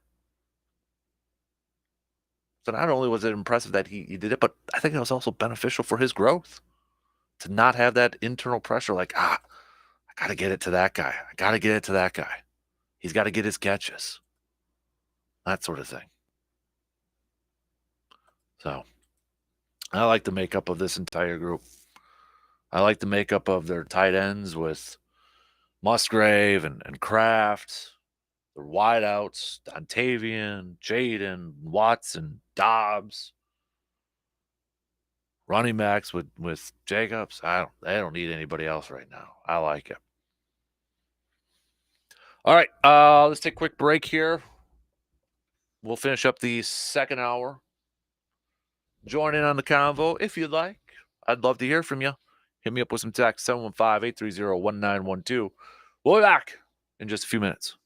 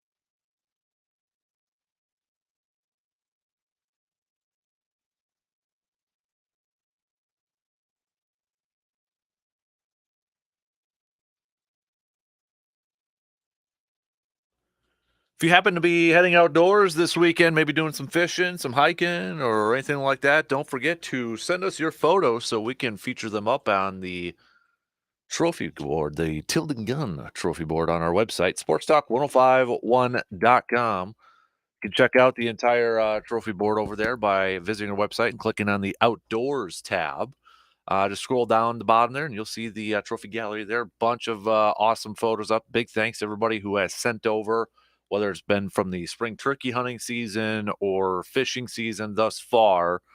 Thanks to everybody who has sent those photos. So keep sending them so we can post them up over there. Also, I'm looking, if you got like a quick story or a really, whether it was a fishing or maybe a hunting adventure, even if it was from the past, but you can make it a quick story. I want to feature some of those up on our website too. So you can send those to me via email or send me a message on my Facebook page over there. That way I can feature it on there too. So we're trying to get some more stuff up there on our outdoors page. So check it out. sportstalk1051.com. Click on the outdoors tab for to check out the Tilden Gun Trophy Gallery. And of course, with Father's Day coming up next week, maybe Dad needs that new deer rifle or new turkey hunting shotgun. So you can check out our good friends at Tilden Gun and visit their website, tildengun.com, to check out their wide selection, all at the best prices. All right. Coming up next hour, I do want to chat a little bit about the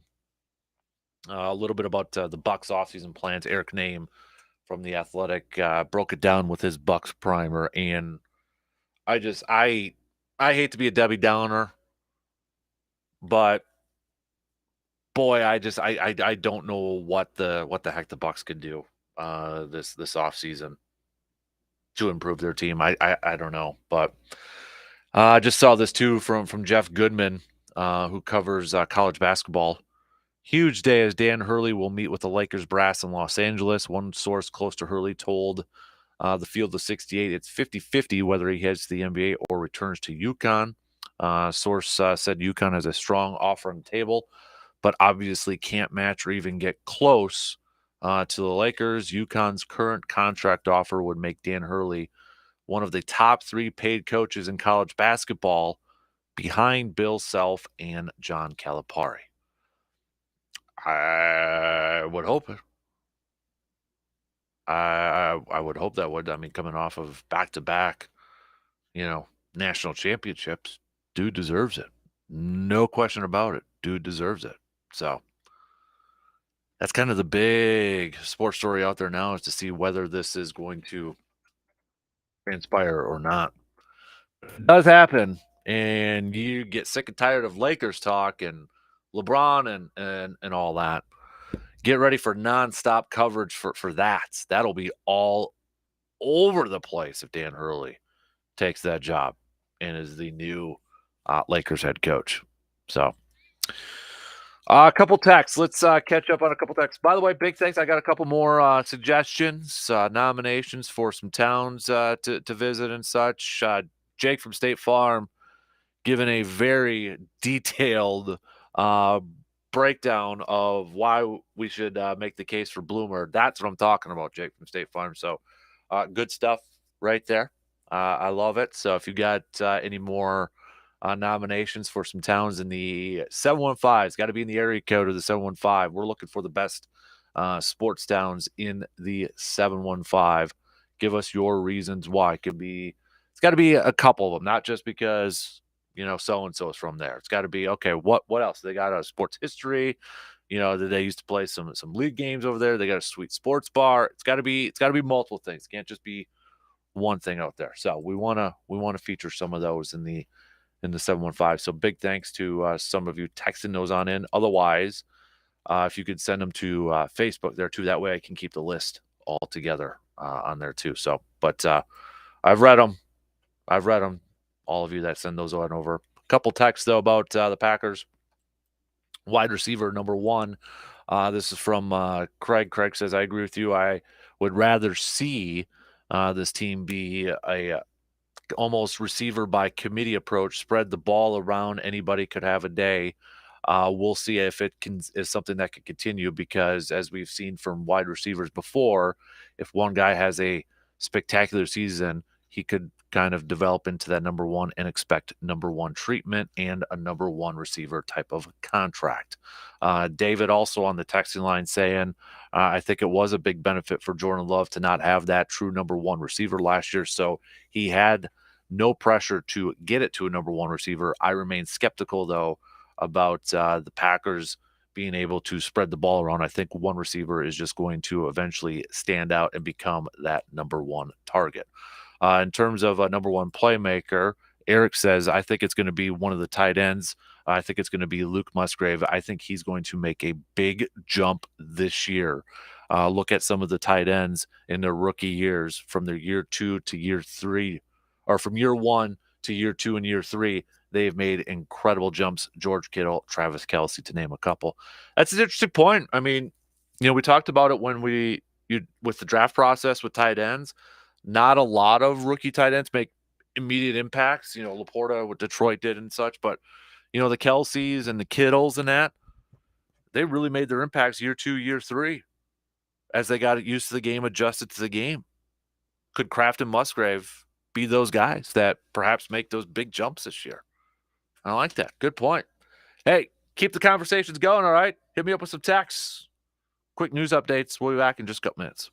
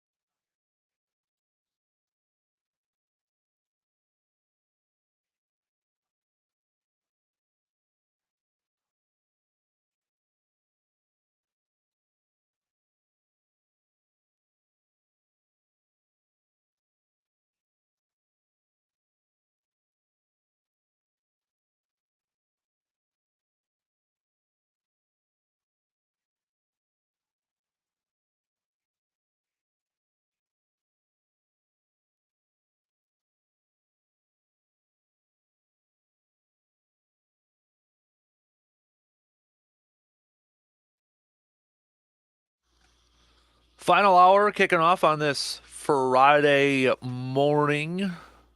Hey, thanks for tuning in and making us a part of your start to this Friday morning of June 7th. Whether you're tuning in on the radio dials at 105.1 FM, 790 AM, online, sportstalk1051.com, the app, video streams, all that good stuff over there. So big thank you for making us a part of your starts on this Friday. Before we head off for another weekend here, we've got Brewers beginning a series with the Tigers starting tonight. This will be in Motown in Detroit. So we'll get back to talking some more Brewers. Coming up here in just a little bit, we talked a little Packers, wide receivers and such. We've got the NBA Finals, Game 1 last night. The Celtics getting the victory against the Dallas Mavericks. Dallas started off pretty slow in that game, but got back into it a little bit. But nonetheless, Celtics taking Game 1 in this series. We got the Stanley Cup Finals also beginning tomorrow. Edmonton visiting the Florida Panthers. So got some championship games coming up or starting up this in the next couple days and such. So what else do we got here? Checking the texting line over here. A couple more about the Packers here. This is from Ben. Ben is saying that I think Luke Musgrave is going to be the guy from all the rookies last year that makes the biggest jump this year. Really excited to see him in year 2, maybe even year 3. I think he is going to be eventually one of the better tight ends in the entire league. All right, high praise right away about Luke Musgrave. Another texter here saying, I think Jaden Reed eventually will develop into the number 1 wide receiver for the Packers. I think he is going to lead the team again in receiving yards this year. Call me skeptical. I'm just not quite sure if Christian Watson can hold up. All right, keep those texts coming. Okay, 715-830-1912 on that Shoe Doctors bullpen line, or you can join in on the convo too on the video streams. Don't forget to follow the YouTube channel. We got a couple of things coming to the YouTube channel that you want to pay attention to as well. So we got a couple more video series coming over there. So just to give you a little bit of a tease there, if you want to subscribe for free over there too, that way you don't miss out on those either. Okay, so Brewers though, off day yesterday, probably coming at a good time. After that series against the Phillies, getting swept for the first time this year. Close, but the offense struggling to put up runs against some really good pitching over there.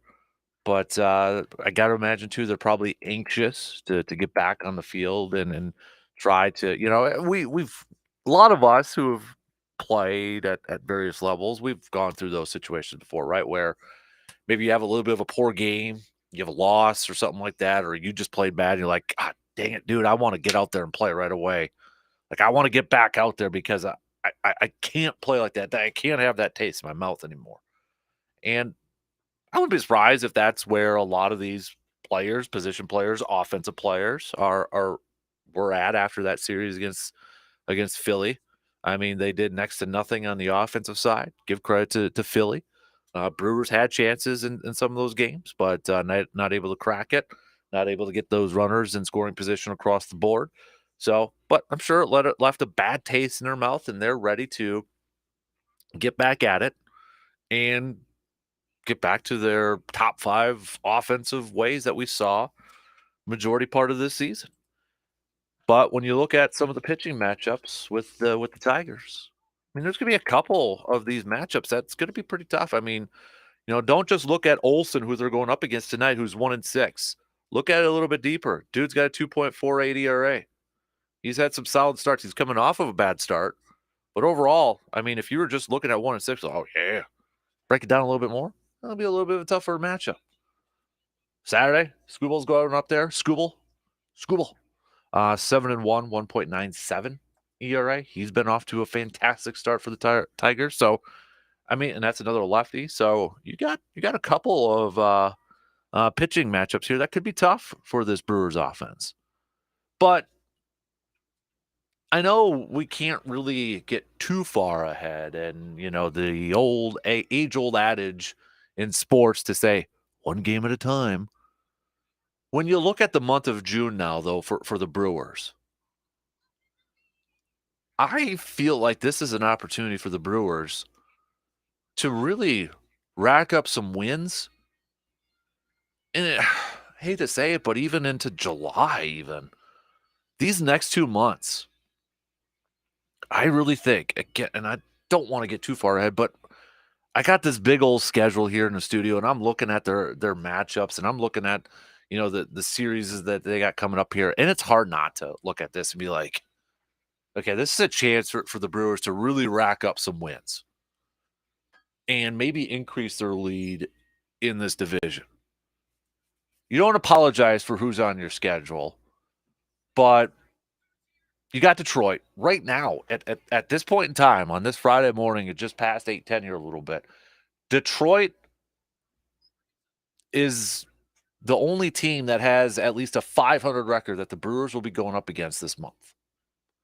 Now, that could change because Toronto's just a couple games under. The defending champs, the Texas Rangers, just a couple games under. San Diego is just a couple games under. But if we use just record-wise, Detroit is at 500. You got Cincinnati in there. You got the Angels who stink. You got the Cubs at the end of the month here. Then if you really wanted to go into it, you open up July with Colorado for 4 games. So when I look at this as an opportunity of like, okay, you want to rack up some wins.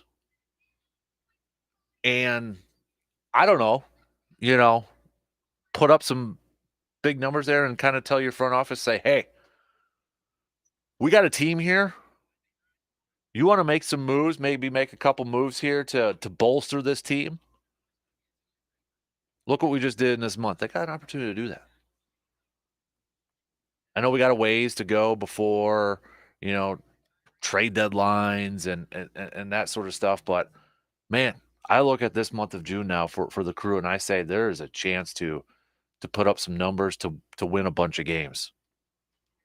If they could stay healthy and if their bats can come back from what they did pre-Philly series, if you will. I think there's a chance. Starts with Detroit, though, with the series. Hopefully, the offense has a little bit of a bad taste in their mouth. Hopefully, they come back, put up some big numbers, get on a little bit of a roll here, come back home for a week, where you got Toronto, and then you got another division team, Cincinnati, before your West Coast trip versus the Angels and the Padres there. So, first things first, get back to it, win this series against Detroit. Brewers currently still 5.5 up over the Cubs for second place in the division. Got a little bit of a moving part here now, though, too, because the Cardinals, did I say Cardinals? Cubs are in second, 5.5 back, but the Cardinals now tied. Well, Cincinnati holds the slightest edges, but Cincinnati and St. Louis are 6.5 back from the Brewers, but right now Cincinnati's in third thanks to a .476 winning percentage, whereas the Cardinals have a .475. But hey, Pirates are just they're just 4 games back from 500. They're 7 back from the Brewers here too. So yeah, we'll see how that plays out here. I like it. All right, what else do we got? Coming up here, a couple more texts about. See, everybody wants to talk about the green and gold here. So, this is from Matt. Matt saying about Packers wide receiver thing. I do think Christian Watson will develop into a number 1 target for the Packers, but it'll be interesting to see if he jumps out this year and has a big time year. Do the Packers then go into next offseason and give him that big contract? Yeah, I don't know. I think we kind of threw that out. Was that last week and a half or so? We kind of threw that out there, and I don't know. He's not eligible to get a contract extension until after this season, but he could definitely make things interesting if he goes out there. I don't know if Green Bay would give him a long-term extension if he goes out there and has a great year this year. They may want to see it one more year under his final year of his rookie deal.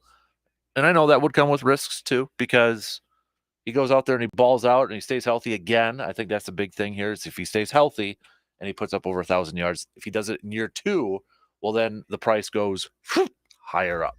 But get to there when we get to there. Another texter saying, to your question about who's going to be the biggest playmaker this year, I honestly think it's going to be Josh Jacobs for the green and gold. I think the league was put on notice about these wide receivers. Nobody is going to be surprised by the likes of a Dontavian Wicks or a Jaden Reed again this year. And I think it's going to be Jacobs that actually benefits from lighter boxes. That's a good point, too. That's a really good point. You know, there's tape now on these guys, right? Thanks for that text. There's tape on these guys. On Dontavian Wicks, on Jaden Reed, on Musgrave, on Kraft, on Jordan Love.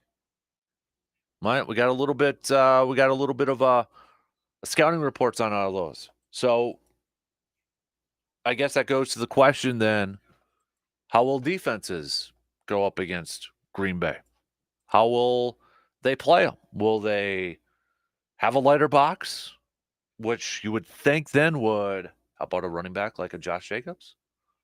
Or will they play the run and maybe play a little man coverage? And can those younger receivers in year 2, year 3 take advantage of that? Can they exploit that? And can Jordan Love exploit that?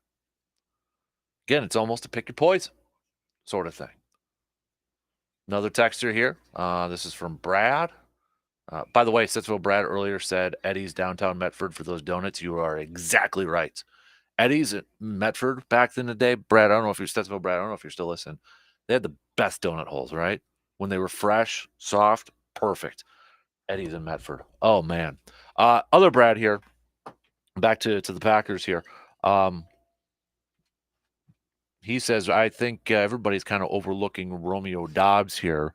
I know he's not the flashiest type of receiver out there, but all the guy does is catch touchdowns, and he has done that for the Packers for the last couple of years. You're, I mean, to me, he's a very good, I don't know if he's a difference maker. He's just darn solid. I mean, he's good. All he does is catch touchdowns. Him and Jordan do have that connection. I think that's the connection you've seen with the back shoulder throws and that. There's one guy that has that connection with Jordan. It's Romeo Doubs. So I don't know if we're overlooking him. I just think he's just solid. That he's maybe not the flashiest player out there. Like, he's not the fastest. He's not the biggest. He probably, doesn't have a lot of highlight reels, although the catch against, was it New Orleans in the end zone was pretty sweet. He's just darn solid. Is he like a James Jones maybe type of player? I don't know. But he's solid. May not be the flashiest, but he's good. He's good. Keep these texts coming, all right? Keep the conversation flowing. Before I take a break, we got a couple of Brewer texters here. Brewer texts about the Brewers. Talking about this upcoming June. This is from Greg. Greg is saying that I agree that I think this is an opportunity for the Brewers to put up a bunch of wins in the month of June. I know we're supposed to take it game by game, series by series, but with the Tigers having the best record so far with a 500 record for the Brewers going up here, this is an opportunity for them to increase their lead in the division and go into the month of July clicking on all cylinders. Another texter here, don't have a name, so I can't give you any credit, but that texter saying with the Brewers, I do think this is going to be a little bit of a tougher series than what people expect with the Tigers. This isn't the same Tigers team from a few years ago. They're an ascending team, so don't overlook them. I agree. I said that. We kind of touched on that in the first hour. This definitely is not the Tigers team from just a couple of years ago. This was a team that I think a lot of people in the preseason predictions had the Tigers as like, okay, kind of pay attention to them. They may make a bit of a jump this year. Maybe not a playoff team, but they're trending upward. And I think you're seeing that so far. So, All right. We got to take a quick break. We'll be back with more after these quick words.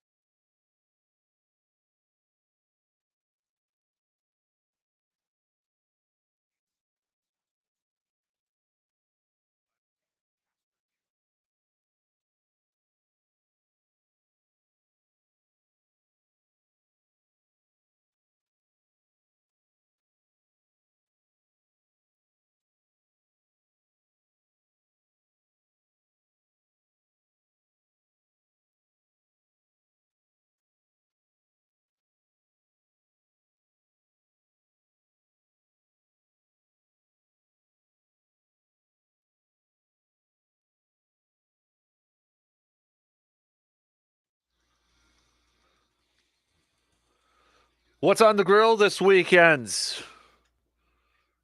Some brats, steaks, whatever the case may be. Hit up our good friends at Mike's Star Market. Give a try to those Bloody Mary brats. They are fantastic, baby. Put them on the grill. Ooh, I'm already hungry. It's like my lunchtime already when you're up and at it at 3 o'clock in the morning. So stop on by Mike's. Grab yourself some brats to put on the grill this weekend, or if you want to try some Dan Good Burgers, those are also at our good friends from Hy-Vee. Just had those the other day too. Fantastic if you haven't tried those yet. So, hey, we got plenty of options out there to put on the grill for this summer season. So hit up our good friends from Hy-Vee and Mike Star Markets, and you'll be able to find some good tasty treats to put up on your grills this year. So, hey, I'm not going to pretend like I know a lot about the sport, but I saw this. And has anybody played cricket before? I'd be curious if any of our listeners have ever played cricket. But apparently the U.S. had a big time historic upset over Pakistan in cricket. This is from CBS Sports. The Americans pull off a historic upset in the T20 World Cup Super Over. Team USA beat one of the best cricket teams in the world. I guess, has anybody played it? Or has anybody wanted to try it? What is the one maybe sport that you have always wanted to try? Is there a sport that you've always wanted to try? For me, it was always lacrosse. I want to try lacrosse. I never had a chance to try lacrosse. And I always thought that'd be really fun to play, really fun to try. And when I was younger, I wanted to try lacrosse. So, but has there been a sport or an activity, I guess, that you've always wanted to try your hand in, try to dabble in? Mine was always lacrosse. So, Team USA, baby. There you go. All right, I do want to hit up a little Bucks chat here before we're done here as we approach 8:30 this morning. So Eric Name covers the Milwaukee Bucks for The Athletic. He's got his Bucks offseason primer. Milwaukee's key roster questions as the draft nears, as the draft nears here. And, last year's offseason, without knowing how this one's going to unfold, I mean, last year we went into an offseason trying to find a new head coach. We did that. And then the big trade of Damian Lillard coming over before the season started. Then changed head coaches in the season. So we know who the head coach is going to be. We know we got Dame paired up with Giannis in that. What's in store for this offseason for the Bucks? Well, Eric does a fantastic job of breaking it down, and in my opinion, and we kind of knew it leading into it, but this reinforces it a bit. Kind of paints a picture that don't expect a whole lot to happen this offseason. You've got, at the moment, as he says, the Bucks have 8 players on guaranteed contract for next season. That's Giannis, that's Dame, that's Middleton, that's Brook Lopez, that's Bobby Portis, that's Pat Connaughton, Marjon Beauchamp, and Chris Livingston. Andre Jackson Jr. is signed to a partially guaranteed deal, and AJ Green is signed to a non-guaranteed contract that doesn't fully guarantee until July 8th. So, for argument's sake, we'll count them on the roster too. Okay. So, your depth, point guard is Dame. Your 2 guards, your shooting guards, Pat, AJ, and Marjon. Your 3s, your small forwards, Middleton, Andre Jackson Jr., Chris Livingston, Giannis, Bobby, and then Brook.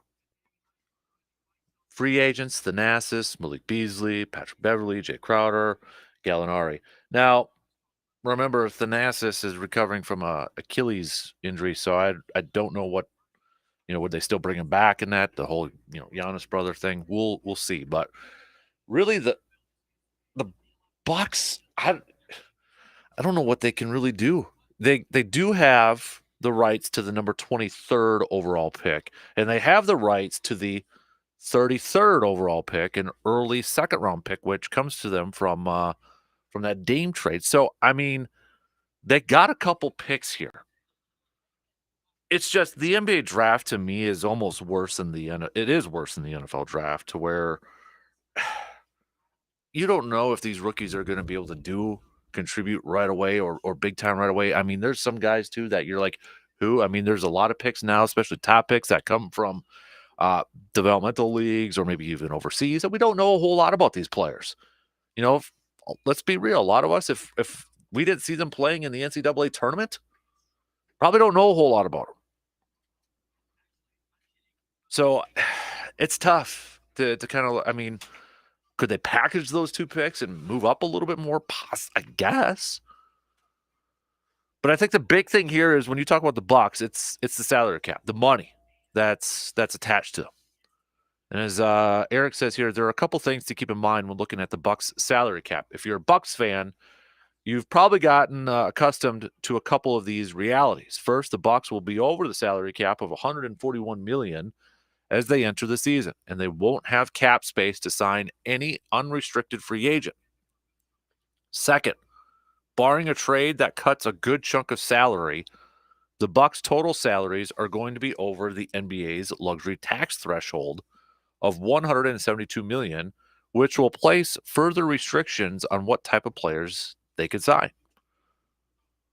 Both Giannis and Dame will make, I'm just going to round up numbers, $48.8 million next season, which means their combined salary will take up roughly 69% of the salary cap. Add in Middleton's and Brook Lopez, and the Bucks will have spent about a little over $152 million, which equates to 108%. 108% of their salary cap on their 4 core players. Those 4 players. 108% of their salary cap. From there, the Bucks have 2 more players on contracts that are not either rookie scale contracts or minimum salaries. When you add in Bobby Portis and Pat Connaughton's contract, the Bucks will have spent roughly $174 million on their 6 most veteran players, or a little more than $2 million past the NBA's luxury tax line of $172 million. Yeah. A good note here too from Eric. It says, but while the luxury tax line only affects the pocketbooks of the Bucks ownership group, the luxury tax apron thresholds brings about punitive restrictions for the team as general manager John Horst goes about building a roster around the team's core. The Bucks will struggle to find their way under either of those thresholds as they build up their roster to 15 players. Yeah, again, when I don't want to read the whole thing here, but it does not paint a great picture. And as he says here too, unless the Bucks make a move that chops roughly $4 million from their salary cap, they will find themselves above the second apron. So like the NBA has these, aprons of luxury tax and such. They will find themselves above the second apron heading into next season, which means that the Bucks will not have access to sign a free agent using the $5.1 million tax level mid-level exception, not able to send out cash in a trade like they did when they traded Robin Lopez to the Kings at the trade deadline, not able to aggregate contracts in a trade, for example, trading Portis and Connaughton for a player that makes $20 million, not able to sign a player waived during the regular season that made more than the full mid-level exception. Those limitations are in addition to other limitations that keep the Bucks from taking back more money in contracts that they send out. A lot of restrictions for this Bucks team. And they need some help. They need some defensive help. They've got, I thought maybe would they move on from Brook this year? And maybe that's still the case, but there's a part of me that I think they're probably going to keep him for this year. I mean, He's a good rim protector, but it's those matchups like we saw with the Pacers when you got a big man that could play on the outside and spread him out a little bit. That's where his defense is. It becomes a little bit of a weakness there. But at this point, I don't know what else they would have if they move on from Brook here. But they need some defensive help in the backcourt.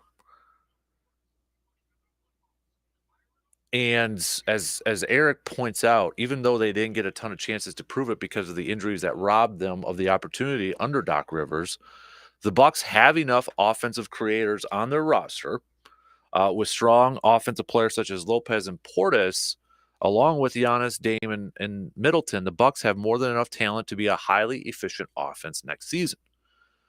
But to be an elite team, they will need to improve on the defensive end, and much of their improvement will need to be made at the point of attack. Bucks have an elite rim protector in Lopez and one of the league's most dangerous help side defenders in Giannis.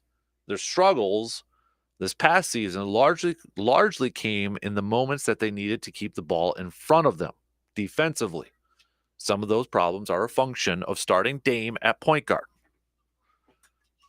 So my question is like, okay, first of all, who would you target to bring in some defensive help in the backcourt? And depending on who that target is that then do you move Dame to like the 2 guard? Or you know what I mean? Like they got to get better defensively in the backcourt. We know Dame isn't a great defender back there. He's just it's not like he doesn't try. I mean, he's got a great energy, he's got a great motor and all that. It's just the talent isn't there like a Drew Holiday is, a talented defensive player. So I don't know who they're going to find, but they've got to prioritize finding some defensive backcourt help to go alongside Damian Lillard. They got to find that.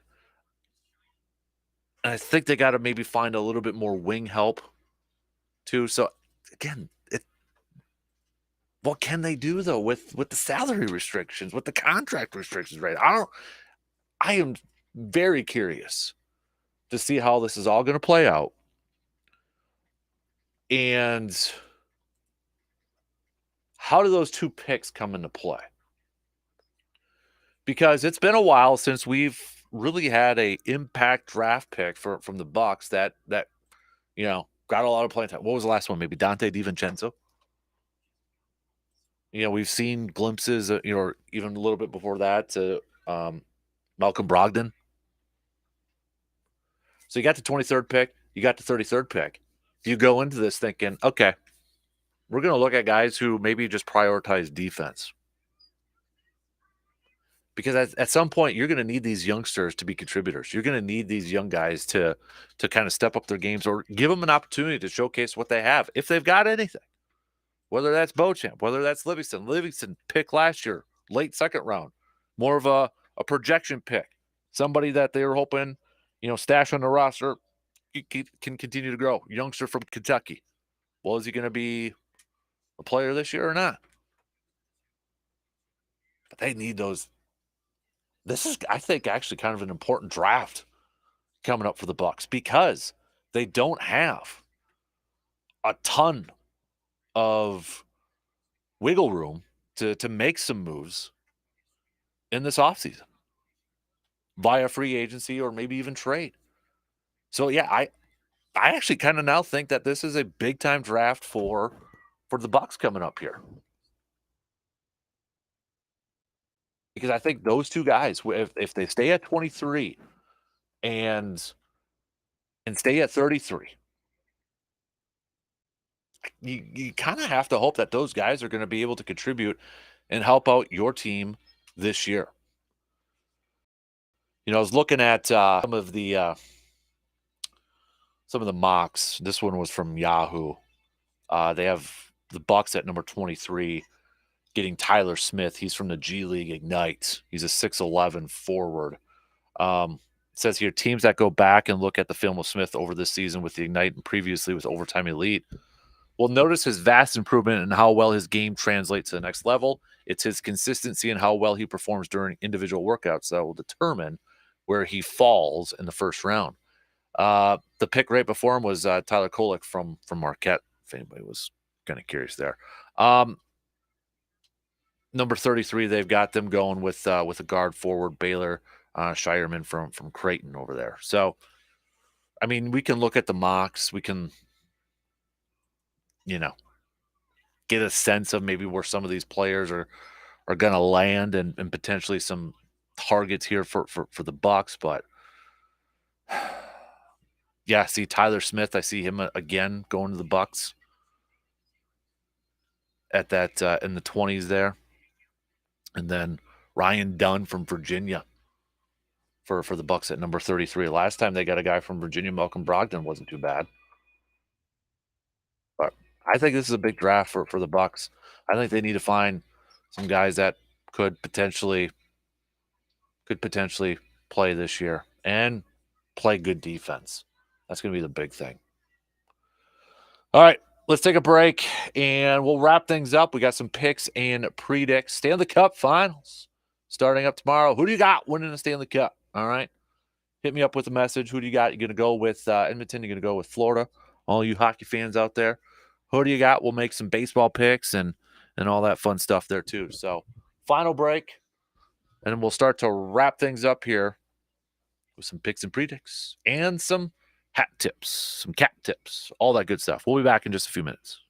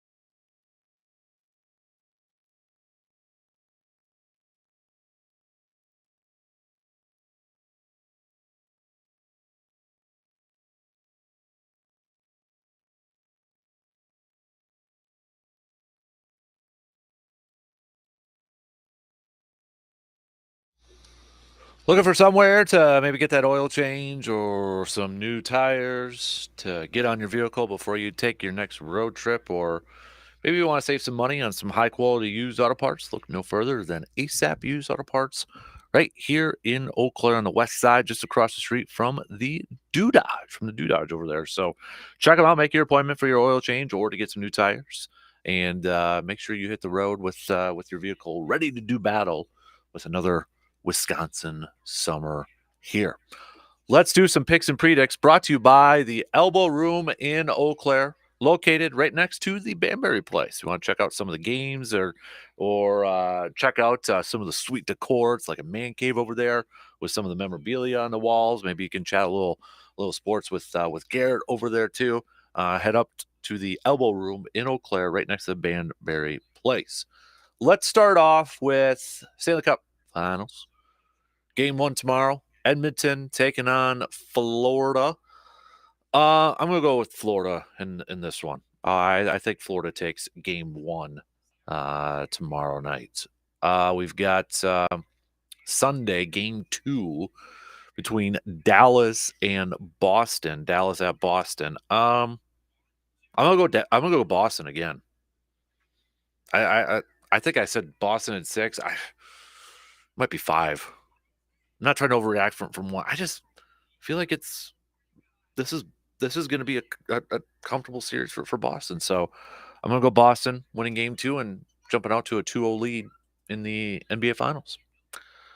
Let's do some baseball picks here. Minnesota at Pittsburgh. Minnesota coming off of being swept by the New York Yankees. They bounce back. They pick up a victory against Pittsburgh tonight, and they win the series against Pittsburgh. We got Baltimore, Tampa Bay. Give me Baltimore for this game and for this series. Perhaps the series, though, of the weekend is going to be the Dodgers visiting the Yankees. Dodgers visiting the Yankees. So, yeah, Hudson's looking at me with wide eyes right there. I got his head turned for that one. But I think I'm going to go with the Yankees since it's in New York. In New York, I'll go with the Yankees. Let's go. What else do I want to pick here? Arizona at the Padres. Arizona's playing really well. I'm gonna go Arizona to win that series. Milwaukee at Detroit. Then let's go with Milwaukee takes 2 out of 3. I'll go with the Brewers taking 2 out of 3 in this series. So that's your picks and predicts this morning, brought to you by the Elbow Room. Time for some hat tips, cap tips, tip of the cap. That's where time for some tip of the caps here. Mentioned it a little bit earlier on in the first hour and such, but Fall Creek defeated Coleman last night, and now we'll play Cuba City for the championship game tomorrow. Tip of the cap to Fall Creek, and best of luck on your championship game tomorrow. New Richmond did fall to Milton, and Thorpe fell to Oakfield, but still tip of the caps to those teams on very successful seasons. And then on the soccer side of things, we've got Regis and McDonald and Rice Lake Soccer just 1 win away from advancing to state. They will be in action tomorrow. So tip of the cap to those teams, and best of luck to those 2 teams too, as they try to punch their tickets to state. So, all right, what else we got? We talked plenty of Brewers here this morning, getting set for this series coming up with the Tigers. Brewers will be in Motown before returning home to begin a series on Monday against the Toronto Blue Jays.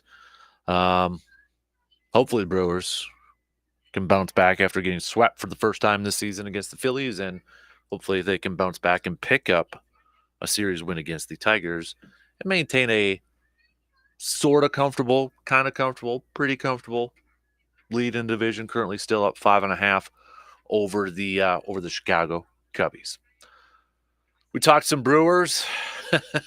I just saw another article I was kind of joking about this before. It's always interesting to me to see when beat writers or reporters that cover the same team, like in a matter of days, have an article out or a piece out that is like about the same topic. Rob from ESPN talked about Jane Reed potentially being number 1 wide receiver, Matt Schneidman, from The Athletic talked about, Packers not having a number one wide receiver. Now I just see the Packer report. They have an article that says Packers don't have a number one receiver. Doesn't matter.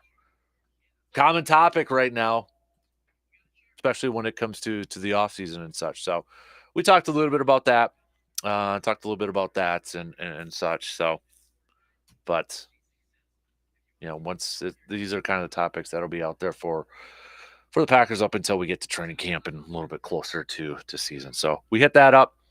What else did we talk about? We talked obviously just some Bucks a little bit. I think this is a big draft for the Bucks coming up here, and who knows? I really don't have a good gauge of who they could potentially be targeting or going after, but I think they got to prioritize some defense in this draft, some backcourt defense in this backcourt defense, but also I would say a big man who can play out on the perimeter defensively too. That's the weakness, big weakness that it got exploited last year, especially in the postseason, going up against a team like the Pacers. You got to have a big man that can play out on the perimeter defensively. So if it were me, if I was John Horst, I'm glad I'm not, I would prioritize somebody that could play in the backcourt next to Dame, but be the defensive guy. And then some defensive, a big man that can play defense out on the perimeter too. That's kind of where I would look at. Just my opinion, but it's going to be, 3 weeks away, less than 4 weeks away, a few weeks away from the NBA draft already. NBA Finals tipped off last night with the Celtics picking up a 107-89 victory. Kristaps Porzingis returned, and he actually came off the bench, but he was effective in the game last night. Coming off the bench, he played 21 minutes and had 20 points. In 21 minutes, he had 20 points, and he shot 8 of 13 overall from the field too. So Jaylen Brown led the team in scoring. I mean, this was just, you look at how Boston went about business there. Spreading it out. Tatum 16, Holiday 12, White 15, Brown 22, Porzingis 20. Spreading it out. Luka tried to do his thing, but he was just 4 of 12 from 3, and double-double for him, 30 points, 10 rebounds, but not a lot of production after that. Kyrie Irving only had 12 points, shooting just 6 of 19 from the field, and was 0 from 3. Big 0 from 3. Looking maybe somewhere to catch some baseball action. Don't forget the Express now. They're at home for the next 4 games. So if you haven't been to Carson Park and haven't checked out an Express game, you can do so for the next 4 nights. They're taking on the Wilmer Stingers starting tonight. The Express coming off of a road win last night against the Rochester Honkers. So head on down to the Express. Remember, Friday nights, it's Food Truck Friday. So you want to check that out over there. If you haven't checked out the Whiffley Zone over there, it's pretty sweet over there. Should be, if the weather holds up like this, should be a fantastic night. Beautiful night to set up in the Whiffley Zone over there. But Wilmer today and tomorrow, Waterloo on Sunday and Monday, and then next Tuesday and Wednesday is their home and away series against the Wausau Woodchucks. So first up, it's going to be a road game next Tuesday against Wausau. Then they'll be back home Wednesday taking on the Woodchucks. So what else do we got? Going up here? I think that's a couple more texts. Let's catch up on a couple of texts before we close up shop here for the weekend. Going back to the Packers, I think for a number one wide receiver, while I would rather see the team continue to spread it out, I think naturally there's going to be a pass catcher that's going to stand out and kind of take over for that number one wide receiver role. And I think it's going to be Christian Watson. That's a text from Ben this morning. Then we've got Drew with another text here for the Packers. I think eventually it's going to be Christian Watson as that number one wide receiver. I think he stays healthy this year. I think he gets over 1,000 yards, and I think he will eventually develop into that number one wide receiver for the Pack. One more text before shot clock cuts me off here. Talking about the Packers here again. very big topic about with the number one wide receiver role here. This one is from Nathan. Nathan is saying, I think Jayden Reed's going to be the best playmaker on his team, but in terms of number one wide receiver, I do think it will be Christian Watson leading the team in receiving. But I think Jayden Reed, because he can do so many different things within this offense, he will be the number one playmaker for the team. All right. Big thanks for everybody who sent messages on in, contributed, whether it was texting or such. So big thank you for that. All right. Keep this up. Keep it going on. All right. Let's do this again next week, okay? DP and the Danettes, they're going to be up next. Have yourself a fantastic weekend. Get out. Maybe watch an Express game or watch some other baseball games, CRBL action or whatever the case may be. Hit up the outdoors. Take the kiddos fishing or something like that. Don't forget to send us those photos if you do have any luck so we can put them up on the Tilden Gun Trophy Gallery. Have a good rest of your day. Have a good weekend. We'll be back Monday morning, just past 6. Talk to you then.